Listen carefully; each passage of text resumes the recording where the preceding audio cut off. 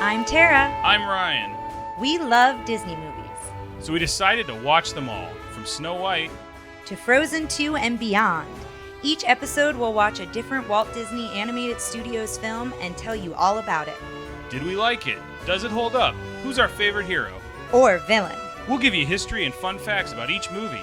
And sometimes we'll invite our friends to watch along with us. So put on your tiara or your evil crown and join us on our adventure. This is Tara and Ryan's Princess Diaries.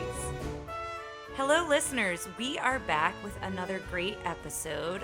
We are doing 1993's The Nightmare Before Christmas, and we have a very special guest with us today. Yes, and when Tara asked how we knew each other, I was like, it's my high school friend. Well, we didn't go to the same high school. Well, we knew some friends together. I can tell you exactly when we met, and it was meeting a mutual friend, Justin. But Justin's not here today, so let's not talk about him anymore. It's our friend, Becki. Becki is a high school drama teacher, and she's here to talk to us about Nightmare Before Christmas. Say hello. Hello. It's good to be here. Thank you for having me. Yeah. So we're real excited. So we asked you, we're talking about which episodes you want to do, and you picked The Nightmare Before Christmas. Why did you pick this one? I guess the short answer would be that I'm a weirdo and I like weird animation, and I've always had this kind of weird fascination with darkness and the scary things. And this movie when it came out at a time where I kind of felt like I was not the same as everybody else. I mean, obviously I'm not, no one is, but you know, when you're in that peer group of like, you know, the tweens coming into middle school and you're starting to kind of take stock of yourself versus everybody else. And I remember watching the trailer for it and going, what is this? What is this creepiness? Like, I love it. What is this? Literally a song in it. Yeah. Like, who knew? Like, so I vibed with this, and I would talk to my friends and be like, did you see Nightmare Before Christmas? And they were like, we don't know what you're on. Oh man. Like, okay. So it's always been that movie that, like, you know, I watch it every year, both Christmas and Halloween. I will fight you in the street if somebody just tells me it's a Christmas movie. It's all things. We'll fight you in the street, Ninja Turtle style. So, yeah. So this movie kind of really snapped into my musical theater loving self. This creepy aesthetic that I like to secretly have, and just the very different animation than what was coming out of Disney at the time. We all knew, like, yes. Yeah, okay, Don Bluth films were great, but Disney, we know Disney was king, and they would drop a movie and everybody would rush to go see it.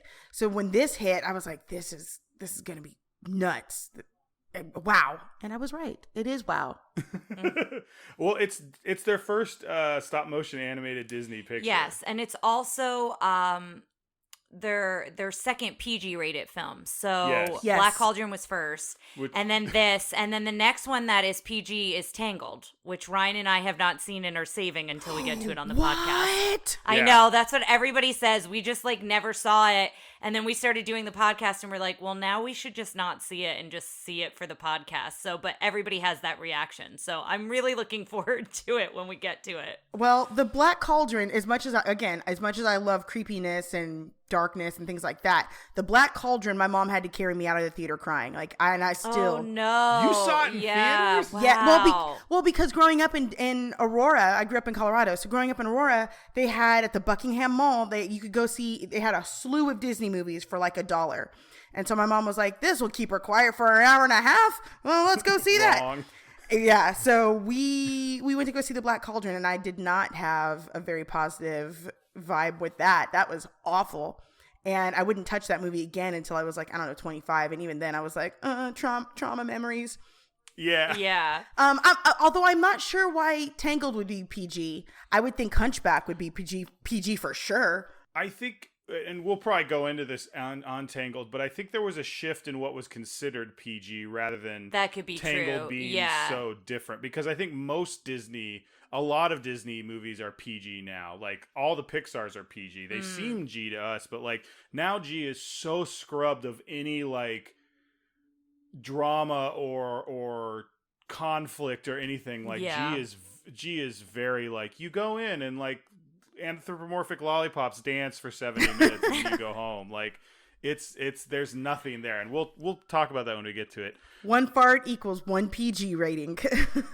Exactly. Well, Yeah. yeah, and kids love farts now.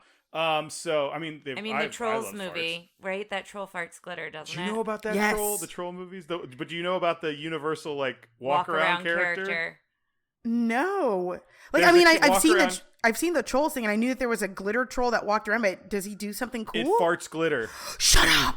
It's like a little like, poof, and like it must have been on another podcast. This is to Podcast the Ride, where like they had the guy on who invented it, and he talks about Oh, like wasn't it Carly? It might have That's been what it Carly's was. podcast. Yes, it was, Yeah, Carly Wiesel. what's it called? Amusing. That's amusing. Yes. And it's all about. She had the guy on who invented it. And it's all about how like you get glitter to drop down a tube but not get clogged, so that when the air comes through it does the whole thing. This is not what we're talking about today. No, This is but now I kinda will want send you this. I will send you this episode. We'll post a video. Well, now I want Jack Skellington to fart glitter, but black glitter with I don't know, like little spikes Orange and and black. cats and things. Yeah, let's get crazy with it. This, you were talking about how this movie, like, you felt kind of different from everyone else, and this movie was such appealing to you because of that. Everything I've seen for it, it's like the people making it were thinking the exact same thing. Like, that's what they were going for with this and that's the story of this. Is there's Jack feels like they're kind of the misfits, and they go and try to do something else, and it doesn't really work. I know most of it is like Jack feels stuck in what he's doing, but I also think this whole town is like so misfitty, but they all belong together. Well, yeah, yeah, they belong together, but they still want their own place. Because if you look at Sally's story, she's not. I mean, there's a lot going. Sally, for her. the only one with any sense in Halloweentown. That's true. Yeah, she's the smart one. Yes. But yeah, well, do you have connections with it, Ryan? I know us as a couple, we watch it every year, and it's a staple in our like holiday viewing of films. But I remember seeing it and liking it, and but that's not as strong a connection as now. I feel like what we do is we go, I try and convince you, well, let's hold off on watching Nightmare Before Christmas on Halloween so we can watch these other Halloween movies I want to watch. And then we get to Christmas and I push it. Like, the last few years, we've kind of missed watching it for some reason. We've watched it, but this year I don't think we did, because we knew we were doing it for the podcast and we thought it was going to be a little bit closer to the holidays. But, I really like it. Every time I watch it, I love Oogie Boogie so much. Because he's got that, Audrey 2 energy of, that real deep baritone and kind of that jazz background. Oh, he's so good. Yeah. He's just straight up New Orleans jazz. Yes. That laid back vibe, of I am absolutely awful, but you're gonna enjoy me being awful. Yeah, and that's probably why you like Dr. Facilier so much too. I love I feel like Dr. they're Facilier. kind of a similar. Oh my god, they're love not the Dr. same, but no, but they're so good. Oh, just wait till you get around to Princess and the Frog. Well, till we get around to Princess and the Frog, because you're coming back for that episode, correct? Yes, with a fire. Yeah, this is great. So I guess if we want to kind of go into it a little bit, do you want me to read the synopsis? I mean, the synopsis is pretty straightforward. Go for it. Jack Skellington, king of Halloweentown, discovers Christmas Town, but his attempts to bring Christmas to his home causes confusion. 1993, Yes. top 3 movies that year were Jurassic Park, Mrs. Doubtfire, and The Fugitive. So this is a real that's a good year. That's another year for me. Wow, It's yeah. I love all those movies. I got a 95% on Rotten Tomatoes. And talking about Jurassic Park, I'll mention this now. It was nominated for 1 Oscar. It was nominated for Best Effects, for visual effects, but Jurassic Park won. Yes. So, but it was nominated for 1 Oscar. Are you kidding me? Are you kidding me? Jurassic Park with the dinosaur who falls over in a shot and you see a human hand reach over and pick it back up.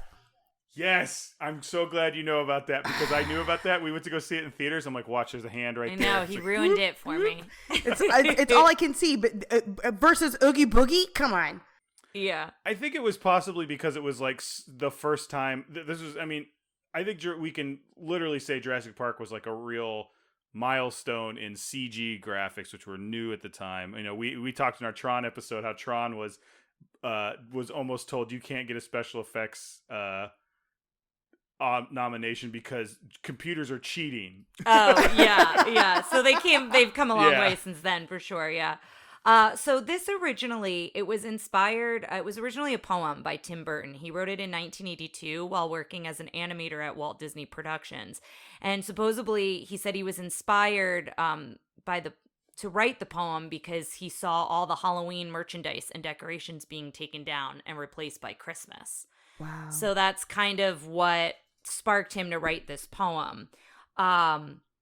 Production started for this in 1991, and Disney initially released it with touch-tone pictures because they thought it would be too dark and scary for kids. They eventually then released it under the Disney Productions title, but they started with touch-tone because they weren't sure because of kind of the theme and the content. And then I think they saw that wasn't the case, that a lot of people did enjoy it. Did you see any information that they actually pitched it to Disney back in the early 80s when he was working with yes, but I Fox didn't. Now? I thought you might have that information, so I didn't write that down. So they pitched it as a 30-minute short because what he wanted to do was to make basically Rudolph the Red-Nosed Reindeer, Santa Claus is Coming to Town. He wanted to make one of those Rankin and Bass. One of those like claymation films. Yeah. And he wanted to do a Halloween version one where they did this. So he pitched it as that, but Disney was like, no, thank you. So then he leaves Disney and he becomes Tim Burton. Yeah. He basically is like, he does Pee-wee's Big Adventure, Beetlejuice, and those sorts of things. And they're like, they're immediately like, well, what can we do with you? And he comes back, he's like, well, remember that thing? They talk in the documentary I saw, they're like, nothing dies in Hollywood. Like, you give an idea, it'll come back 10 years later. But the very first Jack sculpture they ever made was in 1982. Oh, like he cool. made Wow. like a sculpture, and that's what they presented to Disney. And it's interesting. So I watched the Nightmare Before Christmas episode of Prop Culture, which is a show we've talked about on this podcast before. If you haven't heard about it, it's a very cool show where it's just this guy goes around and like brings props to like people who worked on certain Disney movies. They do, and he Who Framed discovers Roger like Rabbit. where they are. Are they being stored on like the back lot? Sometimes they're from an auction, and it's kind of a cool deep dive. And so they brought it there. It's a really good episode. Check it out. You'll find out a lot of our information comes from that, but that's a lot of fun. But yeah, so that's why if you watch Beetlejuice, there's a part where he comes out of they're bringing him in to help the Maitlands, and he comes out of the town model. And Yes. he's like, And he's got like that the thing black on his and head. white, yeah. Yes. On top of the carousel is Jack Skellington's head. Oh my gosh. Okay. So I saw that and I thought, obviously years later when I'm watching Nightmare again, I was like, I wonder if this has always been the Tim Burton move, like the Tim Burton skeleton, so to speak. And then I'm trying to think, then I'm trying to remember like the live action version of Frankenweenie and then the animated version of Frankie. And I'm like, well, is this trying to do my research mentally, but that's a cool thing. That's legitimately Jack because they had made him for this special. No, but this is cool information because I did not know any of this. I just figured Tim Burton is doing Tim Burton, right? Like he's got that same like art house art, you know. He's the quote unquote creepy kid who sat in the back of the classroom and doodled and like etched into the desk like skeletons, and you're like, oh, that guy, right?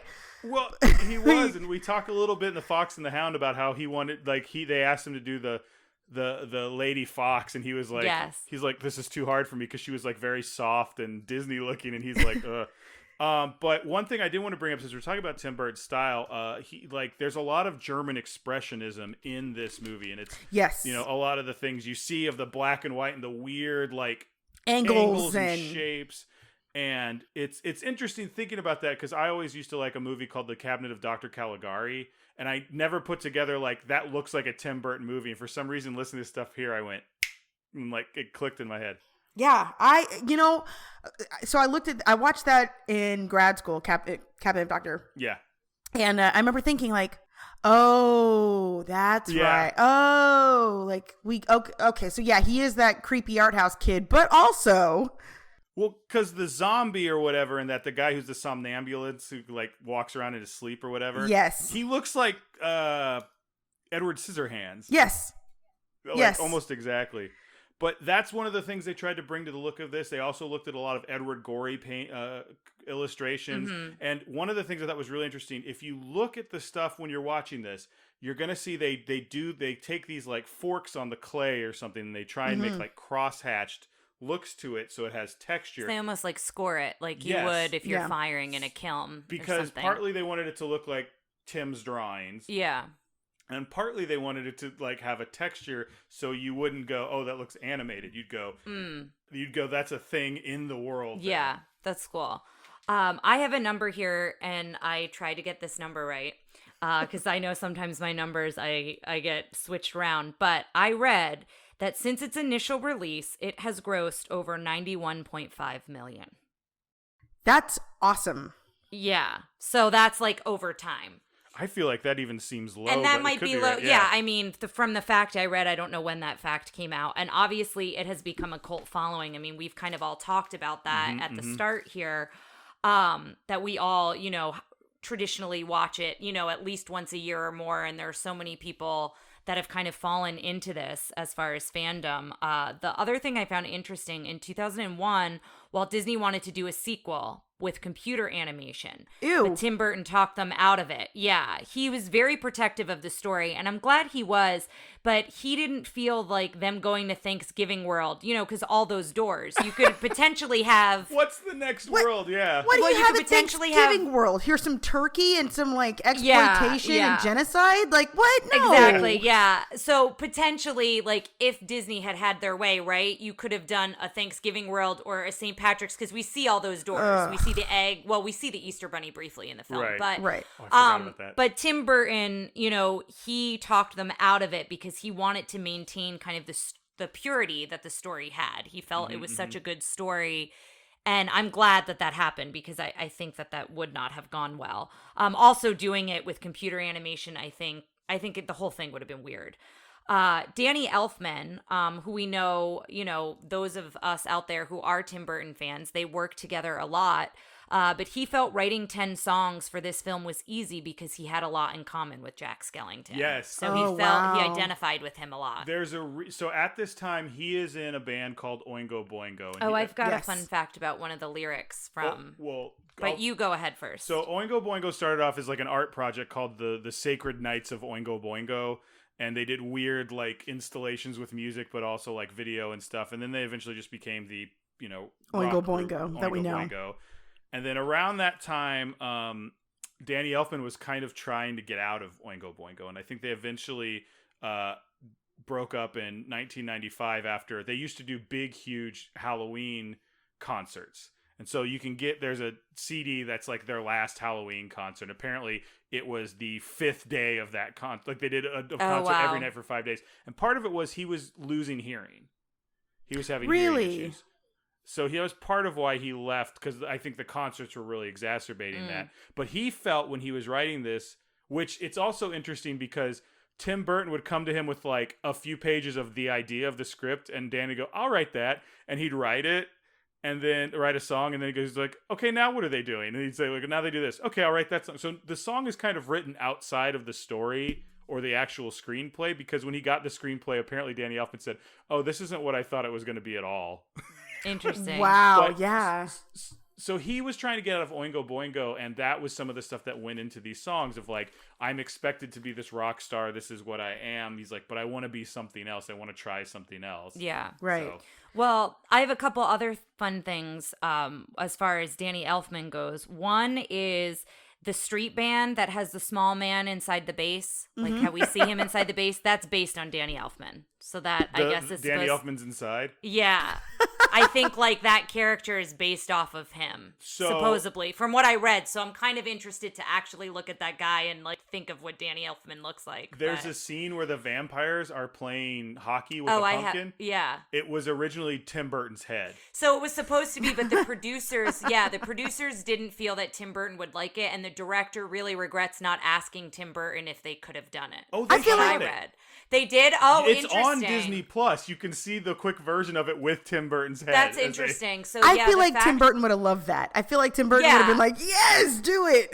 Well, and that's what the director said. The director really felt it would have been in that spirit, and Tim Burton would have really liked it. I have something else that I want to talk about with the director and Tim Burton, but to circle back to Danny Elfman just quickly, the lyrics in This Is Halloween, the tender lumplings everywhere, whatever that is, I don't think I sang it right, so I think you nailed it. But he refers to tender lumplings. It's a song by Oingo Boingo. So that's like a direct correlation there. So I thought that was kind of fun. And then the other thing I read is apparently Burton and Elfman had creative differences during filming of this. And I didn't read what they were, but that's why when Burton was working on Ed Wood, he doesn't go with Elfman, he goes with Howard Shore. So, I mean, obviously we know they work it out because they work on a lot of other stuff together. But I always wondered why with Ed Wood. I was like, this music is different. Did he get Danny Elfman again? What's that about? You know, like that he was so absent. But this answers that 10-year question I had in my brain. Yeah, well, and then going back to the director, there was controversy there as well. So they talked about like who has rights to call the story and film their own. Obviously, the story and most of the characters is Tim Burton, but the reason why there's a controversy is because the director spent more time on the set than Tim Burton. Tim Burton, in the 2 years that they were filming, he was there maybe 5 times. So he was there maybe 8 to 10 days total. He wrote the original poem, of course, most of the script, created the characters, served as the producer, and Tim Burton wanted to direct it, but he was too busy. So at this time, he was doing Batman Returns, and he was in pre-production for Ed Wood. So that's where, like, he was being pulled in lots of different directions. So Burton always tries to share that, I think it's Henry Selick is the director. Yes. Yeah. So he always tries to remind people that it was directed by Henry Selick because everybody knows it as Tim Burton's The Nightmare Before Christmas. So he tries to do that, but there was a lot of back and forth with controversy over like who gets more credit. I mean, the story is his for sure, but he wasn't really there when they were actually filming. So I just found that kind of interesting because I just assumed he was on the set, you know, and he was being pulled in a lot of different directions at the time. So. I think that's interesting because from a theatrical point of view, right? Like we are always taught in theater that we are in service of the playwright. Like at the end of the day, that play is your Bible and you don't deviate from it. You don't cut it. Even as a director, you don't make any of those creative choices to cut or move or splice. And we know that that's different in filmmaking. But I guess hearing that, I would think like, man, doesn't that still apply in some way? Because this is a Burton brainchild. But even if he's unable to direct it, I mean, it still has to stay in line with that script and that poem and all of those characters that are created. Well, I think so much of it is kind of visual, and the scenes are kind of like, it depends on how much input Burton had into the actual, because what they do is they storyboard the heck out of this thing, because they basically, with a stop motion, it's not like, okay, we'll just see what kind of happens on the day. Like, you got to plan out every single frame. In fact, real quick on that, it's 24 frames per second, so that means you're doing 24 poses for a second. So, and the completed film was 110,000 frames. Oof. So that means a minute of film took a week to animate. So, like, that's why. So, and it took about 100 people, like over 3 years, is what I read. It was 13 animators, and then it was 100 other crew who are specifically trained specific to this movie to stop motion. Yeah. And it was in, like, that's ridiculous to me. So I think that kind of going back to who gets the thing. The other thing is Tim Burton didn't end up writing the story. He didn't have final pass on it. There was a woman, and I forgot her name, and I'll look it up. But there was a big thing where one of her big contributions was, apparently, if you look at original things of Sally was kind of like a vamp. Like she was like, you know, she, you know, Jessica Rabbit gone dead. Yeah, a little bit Jessica Rabbit, which you can imagine, like, looking at some other Tim Burton creations. But, like, she made her much more down to earth and have a little less sex appeal than she really did. And that was like, she's like, oh, that's my big contribution. She's like, I didn't relate to Sally at all, so I had to change her. Like, this isn't this. So then there's maybe that person has like a huge. I'll find out her name. Well, I still think I think the credit is where it should be, because, like you said, it was his original. Yeah, but it's an interesting when you look at all these different details. The other thing that I read was Oogie Boogie was intended to be Dr. Finkelstein in disguise, which I actually hate. Oh, and no. so did Disney Tim Plus, Burton. too. Tim Burton hated it so much that apparently he kicked a hole in the wall. Like, he was like, absolutely not. So, again, that's a fact I read. I don't know if they're exaggerating on that. I don't doubt it. We talked a little bit about auteurs when we were talking about Howard Ashman and Little Mermaid, and I feel like Tim Burton's, he feels a very similar way. Like, he's got a style. He does it a certain way. It's why he left Disney to go do his own thing. It works, and it's why he's been so successful in that way. The other thing, when you were talking about how folks were trained in this stop motion, like those 100 people were trained to do different things, I read that they invented 2 things to facilitate filming during this process. One was called a light alarm, which warned animators if any stage lights failed to come on, because if that happened, it could potentially ruin the shot. And then the other thing that they invented was a system that enabled the puppeteer to seamlessly switch to a replacement puppet if that puppet broke during a shot. I need that in my real life. I need that in my real life. Yeah, Like, seriously. Just give me a backup. Yeah, but prior to this, a puppet breaking or a light failing, it would ruin the shot. And then you think of like how much setup they had to do each shot because it was stop motion. So I just found that really interesting. I've got a lot of stuff about that, about how they made the sets, because the set had to be made into like breakable parts. Yeah. So they could pull a piece out and like go in and do stuff and then put it back. Yeah. They also have trap doors in them. So there's a lot of footage of like them like popping up and doing something and going back and then taking the picture. That's neat. They basically, the way the puppets worked is they were these armatures. And again, I really highly suggest everyone watches that. I'll put up the documentary because it's on YouTube, but check out the prop culture video. It's like an armature skeleton, and it's a different one for each character, and then they build the molds around them and paint them and do all that stuff. And then Jack's head, I have a picture I'll post from the villain book that I take stuff from. His head, every facial expression is a different head, so they'd pop off. So they just take off the head and put a different head on. Yeah. Now, part of the reason they did that is so they have hundreds of heads numbered, and they scan them all into a computer, and they started they associated like different vowels and sounds with pictures, and then they would type in the script and they would play the music or whatever at the same time, and the computer would figure out which head. Neat. And so it'd be like, it'd play it and it'd just be the head sitting there. There's video of that. Yeah. And then they'd get a printout that was like, okay, in order to do this scene, for this shot, it's number 13. For this shot, it's this.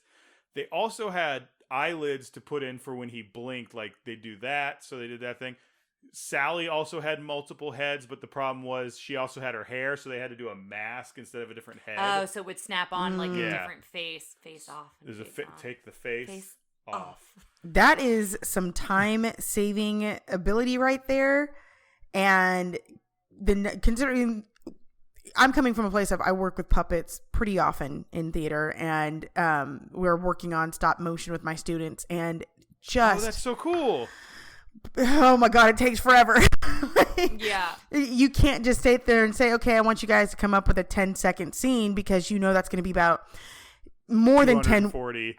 Yes, more than 10 weeks worth of work.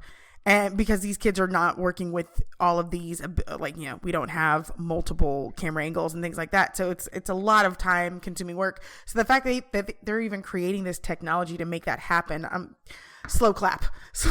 Slow clap. Yeah. Y'all remember Parks and Rec? That's what I was going to reference. Yeah, when Ben Wyatt is like depressed and he makes that like 10-second and video. He feels He's like, so good I've been working on this for a week. Until he watches it, yeah. It's the truth. It's the truth. I also read that there were 3 shots in the entire film that were done at normal speed. The first one was the opening, the overhead shot of the trees in the forest was done at normal speed. What do you mean at normal speed? Supposedly. Oh, they just did a sweeping. Yeah. Oh, okay. Yeah. The fog coming out of the fountain. Oh, yeah, okay. that's stuff you can't stop motion. And then the bugs falling into the molten pit in Oogie Boogie's lair. That makes sense. Okay, so, yeah. So those are the 3 that they didn't do stop motion for. What was the thing I was going to say? It's gone now. It couldn't have been that good. Oh, I just have a couple things to look out for, and then if anything else that you have. But The first home Jack visits, supposedly there are 2 commemorative Elvis plates on the living room wall, which I really want to try to spot. Now I'm going to look for him. Yeah, it was a reference to Blue Christmas, which came out in 1964. So, like, referencing, because it's saying, Christmas I'll have stuff. a blue Christmas without you, because it's not Santa. So I thought that that's kind of fun. And then this I've seen a picture of, but we'll have to look out for it. The evil queen from Snow White is spotted briefly in the back row of the town meetings. No. Yeah, Really? and it's in the villain book I have, so I know kind of what to look out for. But yeah, she's like a puppet version of herself. No. Oh my God. So, They should have had she's very Maleficent. creepy looking. Oh. And then apparently this one I don't know. There's a hidden Mickey on the table when Jack's doing his experiments. So we'll have to keep our eyes out to see if we see it. Sometimes those are easy to see, and sometimes they're like ridiculously hard to find. So the only thing I wanted to say, I have 2 things to say next. So the first thing is, this really has very little to do with our episode, but in the prop culture episode, he goes to a Tim Burton themed bar in LA called Beetle House. Yes, we So we need to go to Beetle House. Yes. All of us need to go to Beetle House. Yes. I And- just look it up. It looked And amazing. listeners, if you've been, please let us Yes, know on send the us Facebook pictures, page. let We us would know. love to hear about it. The other thing I want to ask both of you is, you know, like, you have your favorite character, but the cool thing about this is there's so many interesting visual background characters. So who's your favorite monster in this? Oh man, I almost want to watch it and then answer that question again. Let's if you don't have if you don't have an answer now, that's fine. I actually know. Well, they're not even monsters. It's the 3 kids. Oh, Lock, Stock, and Barrel. Yes, man, they're just such buttholes, and those are the biggest monsters ever because, and they're just unabashedly like, "Yep, I'm a butthole. So what?" Like, I know they're not like the vampires or the werewolf or even like, you know, the little head in the base. Like, I know it's nothing like that, but like, God, if you've ever been around 3 butthole kids, like those kids are, they're Well, it. there's a whole scene they took out where they kind of get theirs because Get what's coming to them. yeah, it's on Disney Plus as an extra scene, but it's like they're in the cage, like watching all this stuff happening to Santa and Sally, and they cut all that out. But then like when Jack comes in, he like jumps on the cage and like scares them, and they run off. No, I don't want him to get that. Like, I want him to stay like nothing happens because that's based in reality. Sometimes buttholes don't have bad things happen to them. I mean, it's not that great a scene. I don't think we lost anything by losing it. So I like the vampires a lot. you do? I do like the because they're almost like vampires. Russian nesting doll vampires. Yeah, Yeah. I do like them a lot. And I like the band. The band's weird, and I like the band a lot, too. The other thing, you know, when we talk about villains, and we can talk about this later, Jack Skellington's in my villain book.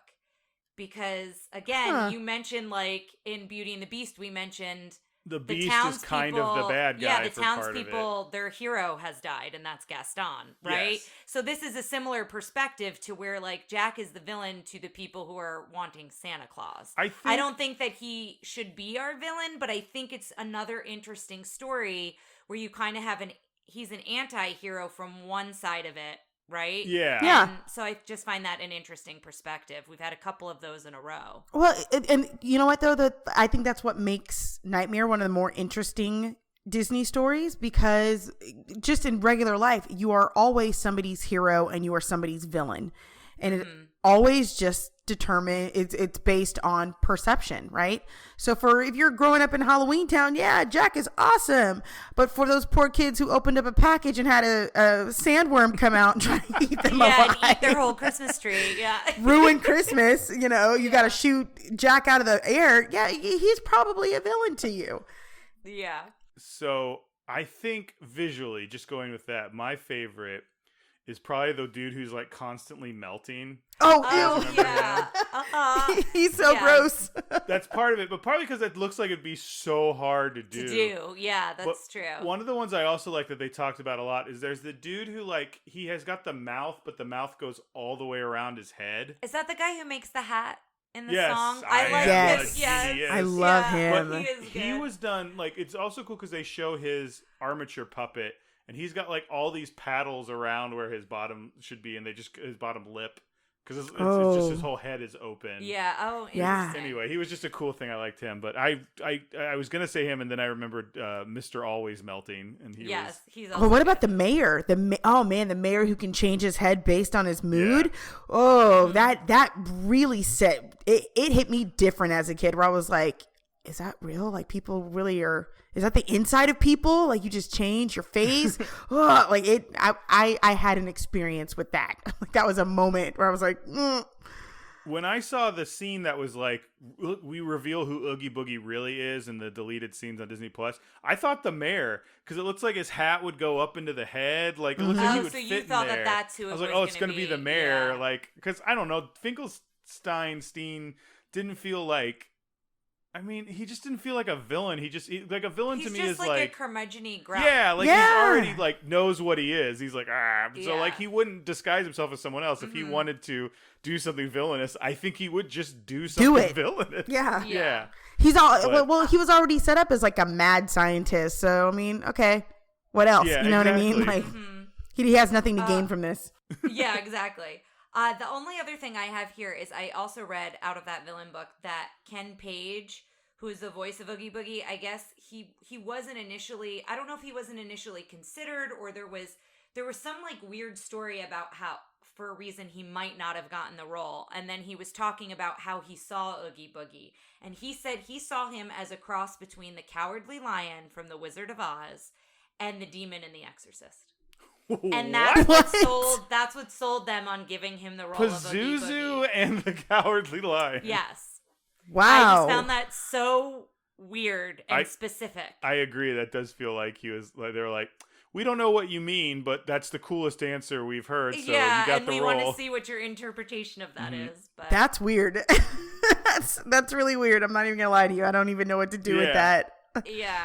Do you guys have anything else you want to add before we watch the movie? No, I think that's it. Becky? No, movie time. Yes. Yeah.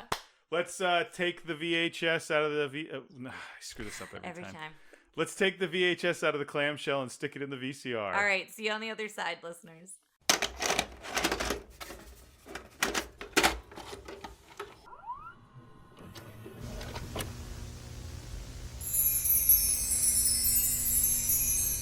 Well, hello, listeners. We are back. And I think first, I don't know if we just want to go into our thoughts. I mean, we all shared kind of at the beginning that we love this movie and we watch it pretty consistently. Yeah. So it's funny. I feel like sometimes when I do the other ones, it's like, it's a nice surprise because I haven't seen it, or it's a nice surprise because it's been a while. And this one, it was like, it was exactly as good as I remember it being. And that's really good. Yeah, it gave me the warm and fuzzies. I love Yeah. this movie. Yeah. I think this is one of those movies that is very, like, if we were to look at it, I'm like, oh, this is not as problematic as a lot of other old movies that I've watched. This is great. Yeah, I think it does a really good job of walking that line of spooky and like whatever without being like it's like Addams Family. I even think Addams Family is a little more risque than this, but it's like that kind of spooky, scary, like fun without being infantilizing, but also without being like, oh, this is creepy and I don't like Yeah. it. Right. Yeah. I don't know if before we go into the plot, if we wanted to talk about the Haunted Mansion overlay. We had talked about that Yes. when the film started. So if we wanted to just briefly mention that. And I think it's we listen to a couple amusement park podcasts, We and it's do. kind of controversial because I think not because it's bad, but I think some people don't like it because it's up for so long, and it's like if you live anywhere near there, you want to go and see It's up like long before Halloween. I forget when they open it. We'll have to look it up. But I they think it's do it all of before October Halloween and then through through November, I think, as well. through December. I think, yeah. So I'll I think take for it. folks who want to, yeah, I'm with you. I really want to see it, but I could see if there were people who were planning a trip to Disney. Is it just Disneyland or do they do it in both? Just They do it both. Disneyland, because Disney World is Oh, its they own. don't do it in? No, because Disney World is its own thing. There are more locals who go to Disneyland than there are Disney World. So they've pretty Yeah. much been like, okay, Disneyland, we can do like the small little updates that like people who like to go to Disney will get. And Disney World, they realize is more of a global destination point. So more people go there. So they keep that pretty similar, like, you know, just pretty copacetic Disney. And that was kind of my point is like, yeah, if you were planning a trip and you'd never been on Haunted Mansion, you might not be as pumped for the overlay because of that. I mean, I really want to do it when they do the overlay. I think it would be really cool.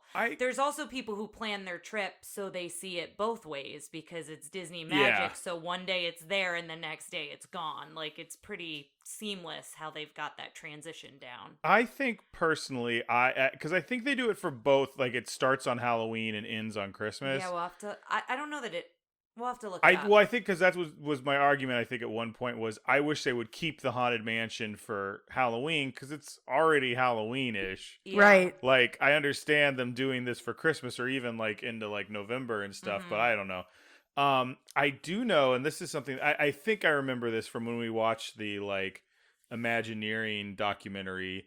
Wasn't they have a new Leota for Nightmare Before Christmas, and it's like they brought in a Leota head, and it's the daughter of the original Leota. Do you remember this at all? I remember it, but I don't remember the specifics as to why it's her now instead of the original Leota. We'll get that fact and put it up on the Facebook page. But I remember like I think it was for this they re-recorded. Oh, it might have been when they do the overlay. Yeah, that might have been why. Yeah, so I think that's kind of cool getting the having it be kind of a generational thing. Yeah. What did you guys decide on a favorite monster? It was really hard throughout. There were so many. I forgot about the swamp or the lake monster who's kind of with the witches. Mm-hmm. I love when she does that snow angel at the end. She's just good in general, but I think I still really like the vampires a lot. Yes. I like the vampires, but it's the Texas Chainsaw Massacre-esque guy with the axe in his head who's just... Yeah. He's just there for the ride. So I don't know if you heard, but apparently there was, and I think this is on Disney Plus too, there used to be an extra couple lyrics in Making Christmas where he sang, and it turned out he had like a beautiful singing voice. Oh, wow. Oh, that's a missed opportunity. I would have loved for that. Yeah. I think you can see it on Disney Plus, so. Oh, that's exciting. I love that. Well, I guess I think that's really great. I'm kind of bummed that they cut that out. Yeah. I mean, I don't think they ever filmed it. It was like it had just an like animatic. An idea yeah. But to just jump in, the opening credits happen right away. Mm-hmm. And I find it interesting too that the lettering is red. I don't know what I think I always remembered the lettering being white. I thought that too. In this version, yeah. Yeah, I wondered that. Like, that was actually something I thought about when I looked at it, and I said, I remember it being white or maybe like kind of like a yellowish white, but maybe I'm... That's you know? definitely how it is on like the box art and the poster, I believe. Oh, really? So that might be what we're thinking. Then maybe that's why we're thinking that. Yeah, but it's red, at least the version we watched on Disney Plus. Yeah. Yeah, it's yellow on the poster then here. that might be what we're thinking of. But it opens with the Land of Doors, that forest of doors that we talked about. And then we hear the first song, This Is Halloween. And the way I've kind of written my notes is around each song because it, the music is really throughout.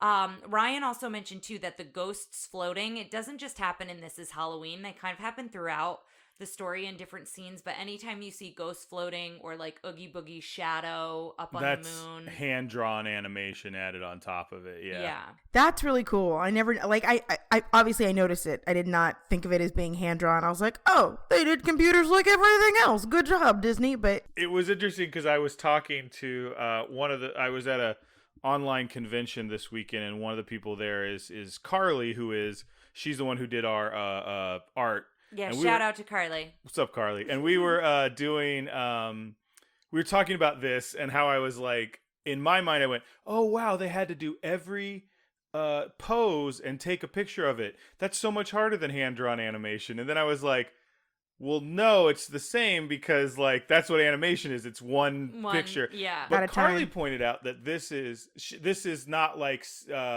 hand drawn and CGI because it's always moving forward. You have to, the next frame has to be done based on the first frame. Yeah. Whereas in animation, you'll draw keyframes and then someone will come in and do some of the in-betweening. In CGI animation, you make the keyframes and the computer kind of puts stuff in between. And she was talking about that, and I was like, that's right. And I saw that in the documentary. They said if they screwed something up, they'd have to like wipe the whole day and a certain amount of time and go back to beginning. So Well, and this is harder than that stuff. And yeah. I think that's why they invented those two systems I talked about, Yeah. which helped to not ruin the shot. Because if you ruined a shot, then you're also having to go back and redo all of that. Another thing they did for this is if you've ever seen any of the making of Star Wars and how they had the motion control camera where like the Millennium Falcon is sitting still and the camera's moving, it's on programmed. Yeah. So they used those same cameras, but those cameras figured out how far it had to move to the next. Like that's one of the things that this movie, you go look at like Rudolph the Red-Nosed Reindeer, it's a stationary camera and everything's moving. Like in this, it's as they're doing stuff, it's doing these sweeping crane shots and things like that. There's one moment where it does like a panoramic shot around Jack. I think it's when he's in the cemetery. Yeah. Well, it's when he's in the cemetery at the end, but then I think it's also when he's like down and out at the beginning. Yeah. They do some really beautiful panoramic shots around him. Well, and they match those shots up. You've got your pre-existential moment of what am I doing? What is my life? Nothing matters. And your end with actually I know exactly who I am and what I'm supposed to do. So it's kind of a funhouse mirror. They still do those sweeping shots together. Yeah. But that's one of the things I think that makes this different from other stop motion animation before this, is because it feels more like a regular movie because the camera is moving at the same time. And it would just move. The camera was on this program and they go, we got the shot, and then they'd move the camera a little bit, just like they would this, and that was all computers. So, That's or cool. it was programmed with computers. But it was also funny because the guy goes, "This is how we do it. We program in this very fancy computer, and it's 1993." So he pulls out like, it's like looks like a TI calculator. He's like, "And we want to do shot, blah blah blah." It's like boop boop boop, like he's punching these big numbers. It was so ridiculous. Here's your TI-83 with its 5 gigs. And it's like got Yeah. a huge cord that's going into the camera. Oh, wow. Like it's so ridiculous. But I wrote that the This Is Halloween song is such a great introduction to so many characters. To the world. Almost to the world, to like pretty much every character. We don't see Lock, Shock, and Barrel. They come later. And I don't know that Dr. Finkelstein is in it, but Sally is. And there's so many characters that we get introduced to. And like you said, introduced to the world and kind of what we're kind of in for. And the other thing I thought was cool, when we were talking about the hand animation with the shadows, when you see Oogie Boogie's shadow in the moon, that's hand animation. But then they have the bats, and that's got to be stop motion when the bats come flying at you. So it's really cool to think of that in terms of like all the work that had to be done to match that all up. Right, yeah. So I just thought that was interesting. And I love that when they're celebrating Halloween, it's the most horrible yet. And then that's when we're kind of introduced to Dr. Finkel. And I don't know if it's Finkelstein or Steen. It's Finkelstein because it's supposed to be Frankenstein. Oh, that I think makes I'm sense. thinking young It's Frankenstein. Frankenstein. Like that show. Yeah, I think I'm Yes, screwing yes. that up. Yeah. But that's where we meet him and Sally, and he tries to hold on to her, and she unstitches her hand. So we're introduced to that pretty early, that she can unstitch and restitch herself, which comes back into play throughout. Everybody's gushing over Jack, so obsessed with like how well he did, and this is. Oh, I forgot to say, That's going back okay. to Dr. Finkelstein, Steen. God, Stein. I'm gonna It's be it's screwing done. up all the It's time. it's in your brain now. I've ruined it for everybody. He's the voice. I think it's Harry Finkel. It's the guy from Christmas Vacation. Christmas Vacation who's like the blessing, and I The know one with the cigar. William Hickey. I don't know what. There's like Harvey Finkel. That was way off. William Hickey. Well, we should go. Oh, go ahead. But I think it's just funny because I feel like not too long ago we were talking about how his wife in the movie is Betty Boop, and she was in Who Framed Roger Rabbit. Yes. We should also just talk about some of the other voices, because we've got Catherine O'Hara, who's both Sally's And singing voice. Shock, I believe. Is she yes. Sally's speaking voice as well? She Yes. So is she's Sally's Sally's singing speaking and and speaking singing. voice. Chris Sarandon, who is Prince Humperdinck from Princess Bride, is Jack's speaking voice, but his singing voice is Danny Elfman. And if you watch that Pop Culture, which again I highly recommend, there's this part because he has a Jack and he's showing it to this guy, the host, and he starts talking. He goes, "Well, the thing that was interesting about his singing is I like that Jack sings very high and then very low," and he just starts singing, and like.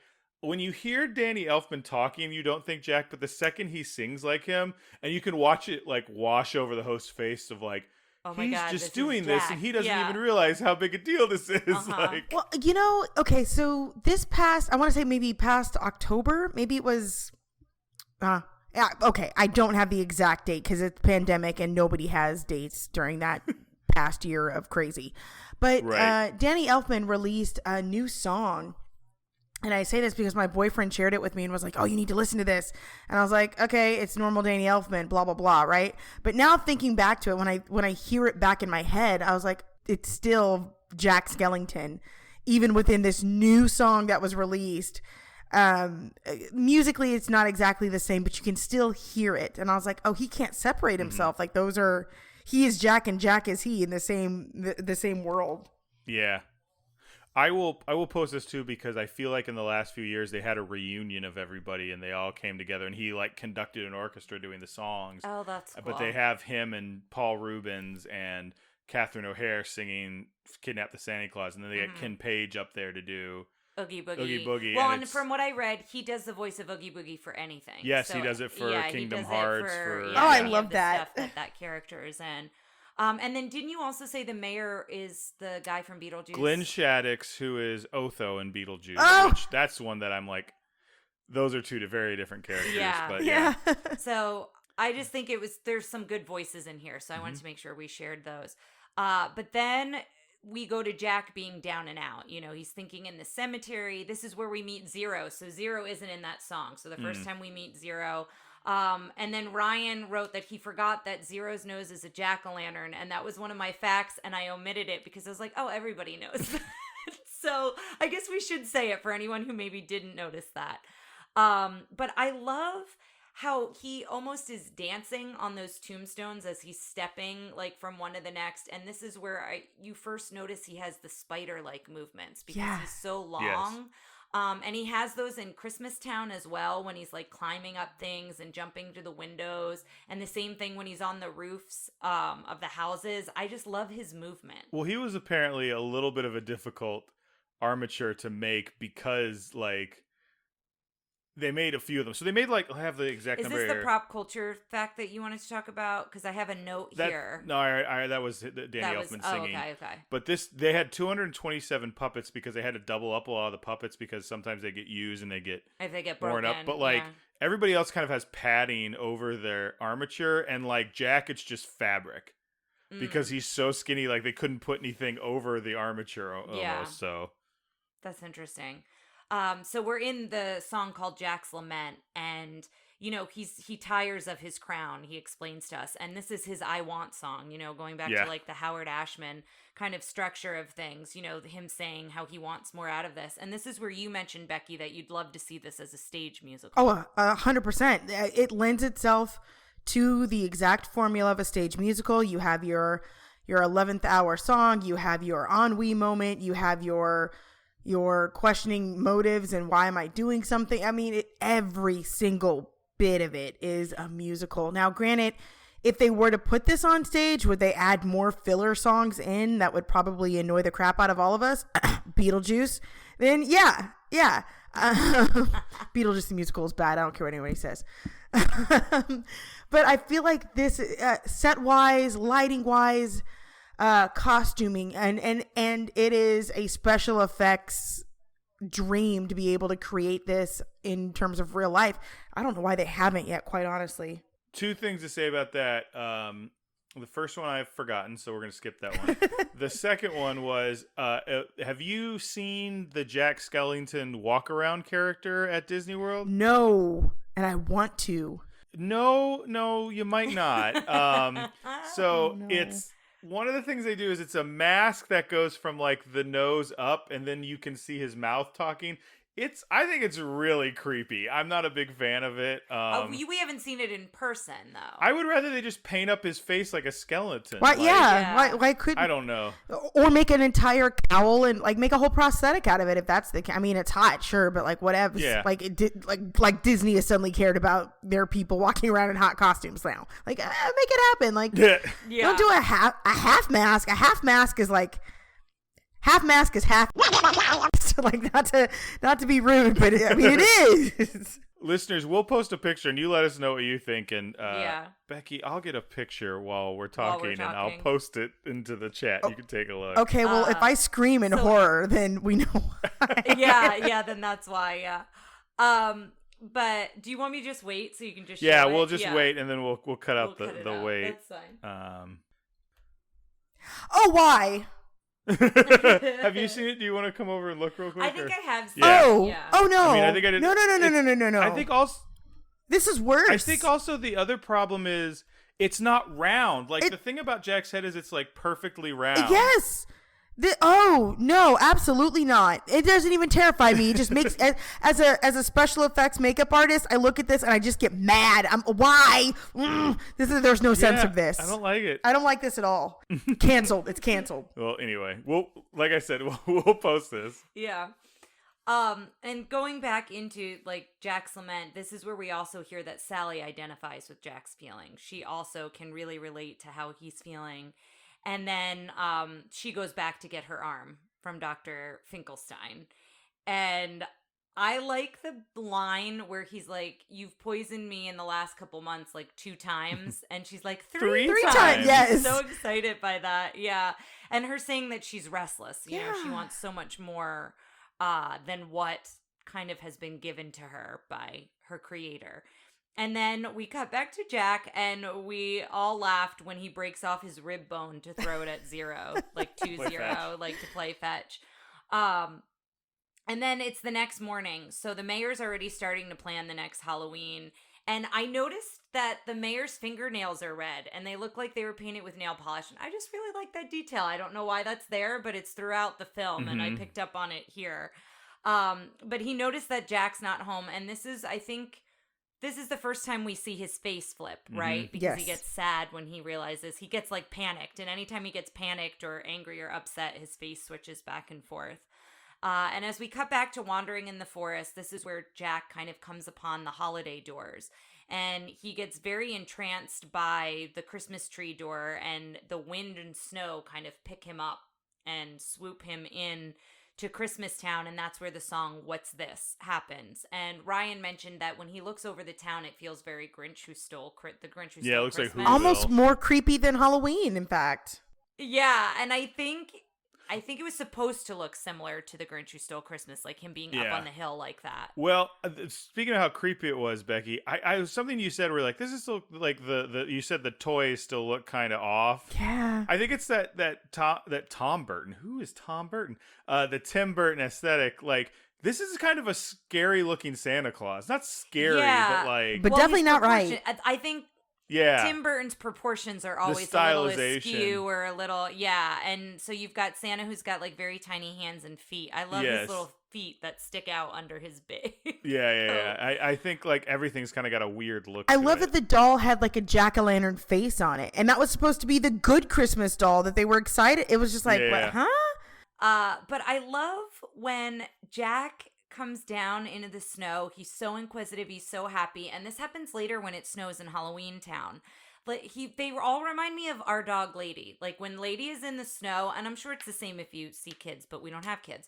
But when Lady's in the snow, she's just like so happy and prancing around, and it's that same kind of joyful feeling. And it's when we saw snow out here. Granted, we then had a terrible storm. But before the horror of this, she's in Dallas, so that was a party. Horror of the storm, it is kind of magical to see snow, especially out here. Oh yeah, you don't see it all the time. So that feeling of joy, I think they captured really well. Yeah, and wonder with it. This, oh my gosh, this beautiful thing, you know. Exactly. Yeah. Well, I like the idea. Like Christmas is still wonderful, even for the kind of kooky people. Yeah. You know, right. like people are a little different. Like it's still like this is your holiday too. Yeah. And so I like that Jack, when he's the snowman, like he falls into the snowman and like kind of becomes the snowman. He's like this bouncing song. around with it. And then also he holds the Christmas lights up to his eyes. And I thought that was a cool bit. Well, I think that's the cool thing about this. Like, I just don't think about this being in a real space. Mm-hmm. Like, I don't think about it. I think when I watch this, I think of it like, oh, it's just an animated movie. But it's like that real space. So when he does that, like, you're actually lighting something in a very specific way. You're I lighting don't think about into that otherwise. the like caverns that are his eyes. Oh. I don't know how else to describe that. But that's kind of what you're lighting up. But then also when he falls into the snow, because he's so light, he falls like down. So instead of making a snow angel, he kind of like falls almost through it. But there's just a lot of great detail with this song. And so then that's when he sees the sign Christmas Town and he sees Santa for the first time. And so then it cuts back. No one can find Jack. They sound the alarm, which is like this whining cat that they rev up. And Sally is spiking the soup again. And we were saying how brilliant she was with that slotted spoon. She's got I want to know. I believe Becki admitted that when she tries to murder someone, that's how she's going to go about That's it. right. I mean, And it's get a away smart. with it. It's I just now wanted to there's evidence of it. I just wanted to get this on tape for the trial. That's right. Hey, listen, I'll be blatant with it, but also like let's just be real. Sally is a stone cold G. She is. You could tell she has done this so many times, and she's had to think each time. Oh, he's foiled me this time, but I need to get out. I have to experience the world, whatever that world might be. How do I do it? Okay, well, he's probably gonna. If I poison him, he's on to me. He's probably gonna ask me to taste it. Got it. Fixed it. Like she's brilliant. She's learned from each one of her tries before, right? And built on that. And I want to know, because talking about Young Frankenstein, they use Abby Normal. He had to have gotten a very smart brain for Sally. Or do you think I she's didn't just think of it stuffed that with... way. We joke that she's stuffed with leaves, but I would think if he uses half of his brain for his next creation, that maybe he used a brain in her. In the interview I saw with, again, I feel bad I didn't look up this woman's name, the writer, she said that Sally was Abby Normal, that's why there you got that's that why. from. Sally was flesh and like stuffing. Oh, okay. So for sure there's parts of her that are a real person. That are real, Yeah. like almost like a Frankenstein type I think thing. I always just thought she was a doll, but yeah, I mean, because she has that rag doll. They refer to her as doll face and things like that. Oogie does anyway. But that's when, I don't know why, anytime Dr. Finkelstein opens his skull, he only does it twice, but he opens his skull and he traces his brain wrinkles, and it grosses me out. Or scratches his head.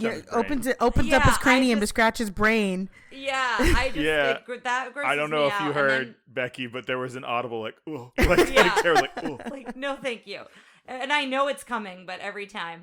And then we cut to the vampires and us noticing about them having the parasols. I love all the details with each of these extra characters, and so these are people who love monster movies, like the woman, the swamp creature, like looks like the creature from the Black Lagoon. Yeah, the Wolf Man. There's like that family that has like the dad and the mom and the kid that's kind of like and the stitched mom that together. Becki has named Ethel, and I agree that that's a good name for her. I just oh my god, and they're so I love these side characters. They don't have any lines. You might see them in one or two sequences and that's it, but I love them because they are so full of life, even though they are partly dead or reanimated things or kind of gross, whatever the case they are so full. Even in those 2 or 3 seconds that we see them, they are so 100% full. And I actually, if this was to be broken off into a series, or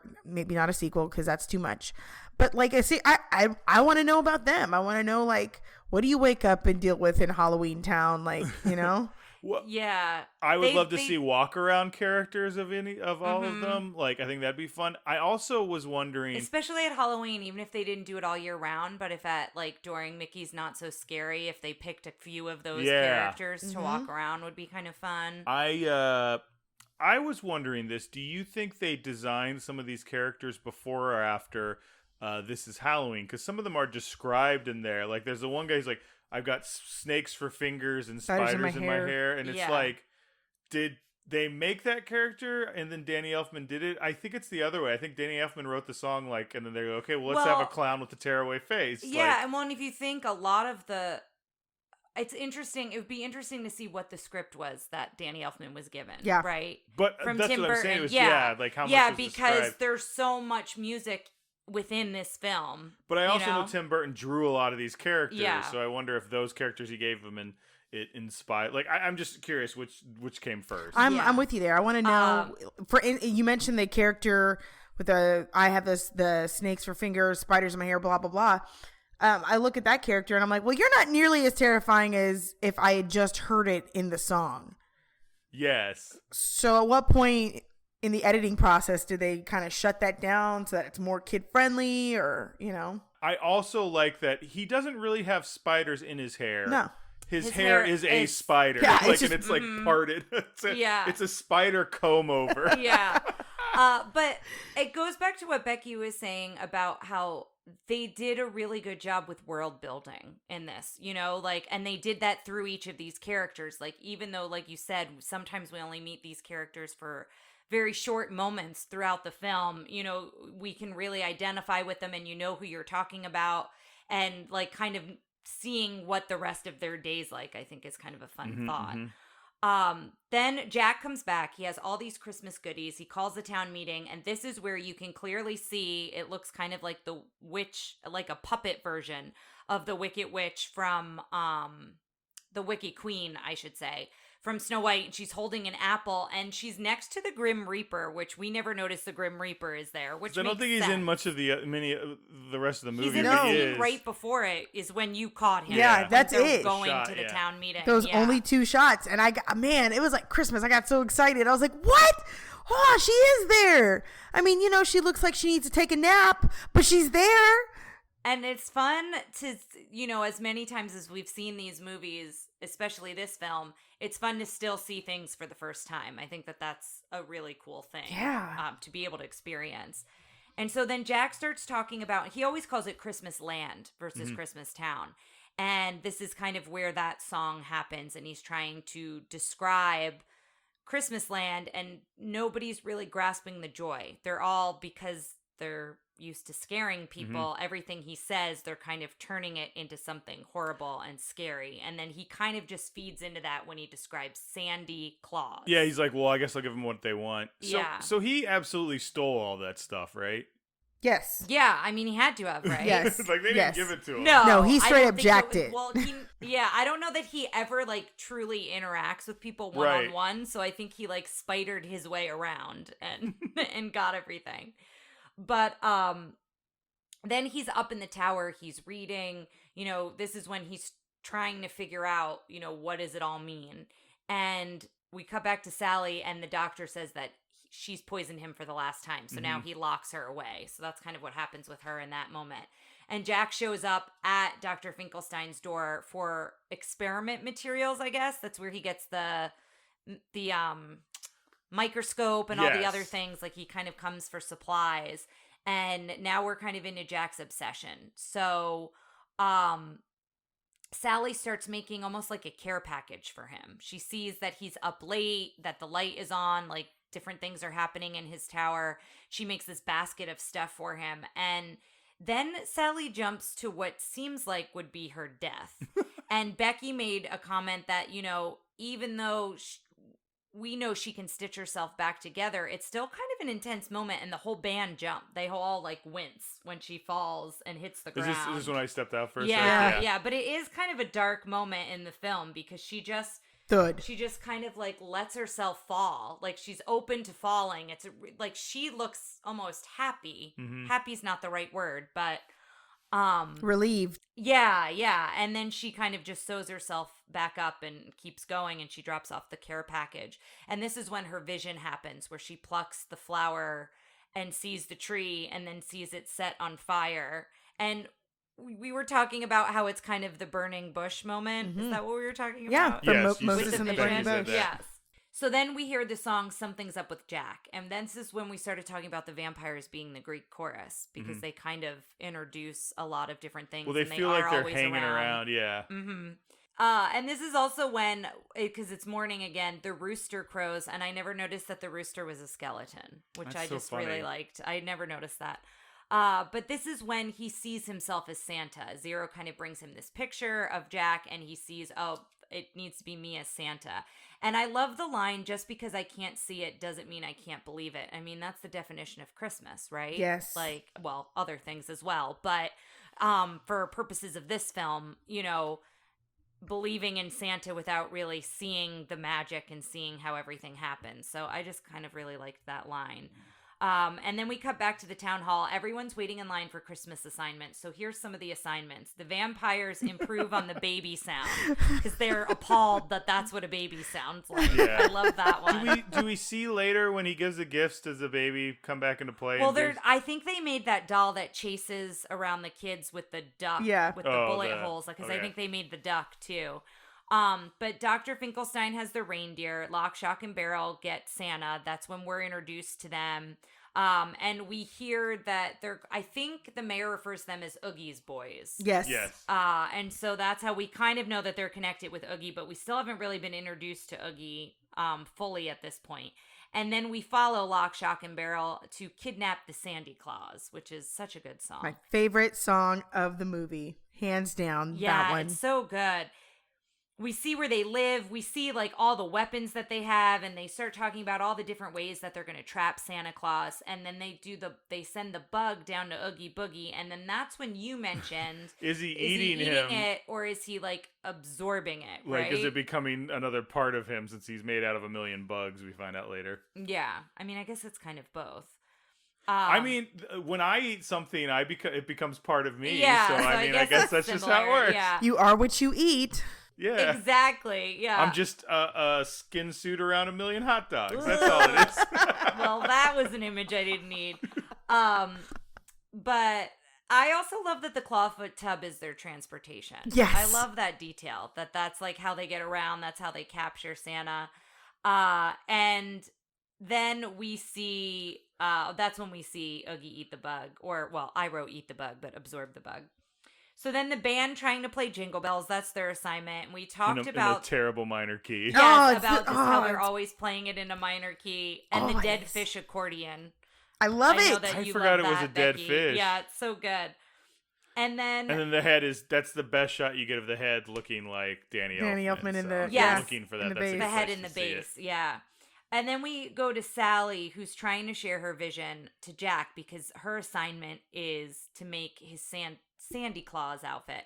And she's trying to tell him, like, this is all going to go wrong. And he's thinking she's talking about the outfit. And, it doesn't really become clear to Jack what she's talking about.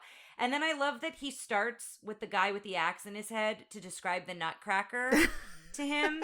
And then the kids come back. So Yes. I'm assuming he had the Nutcracker as his assignment. But the kids come back and we find out they've captured the Easter Bunny and not Sandy Claus. And so, they go into that That's a good whole gag. thing. Well, Yeah. I love the fact that the guy with the axe in his head, I'm going to call him Cletus because I feel like he looks like a Cletus.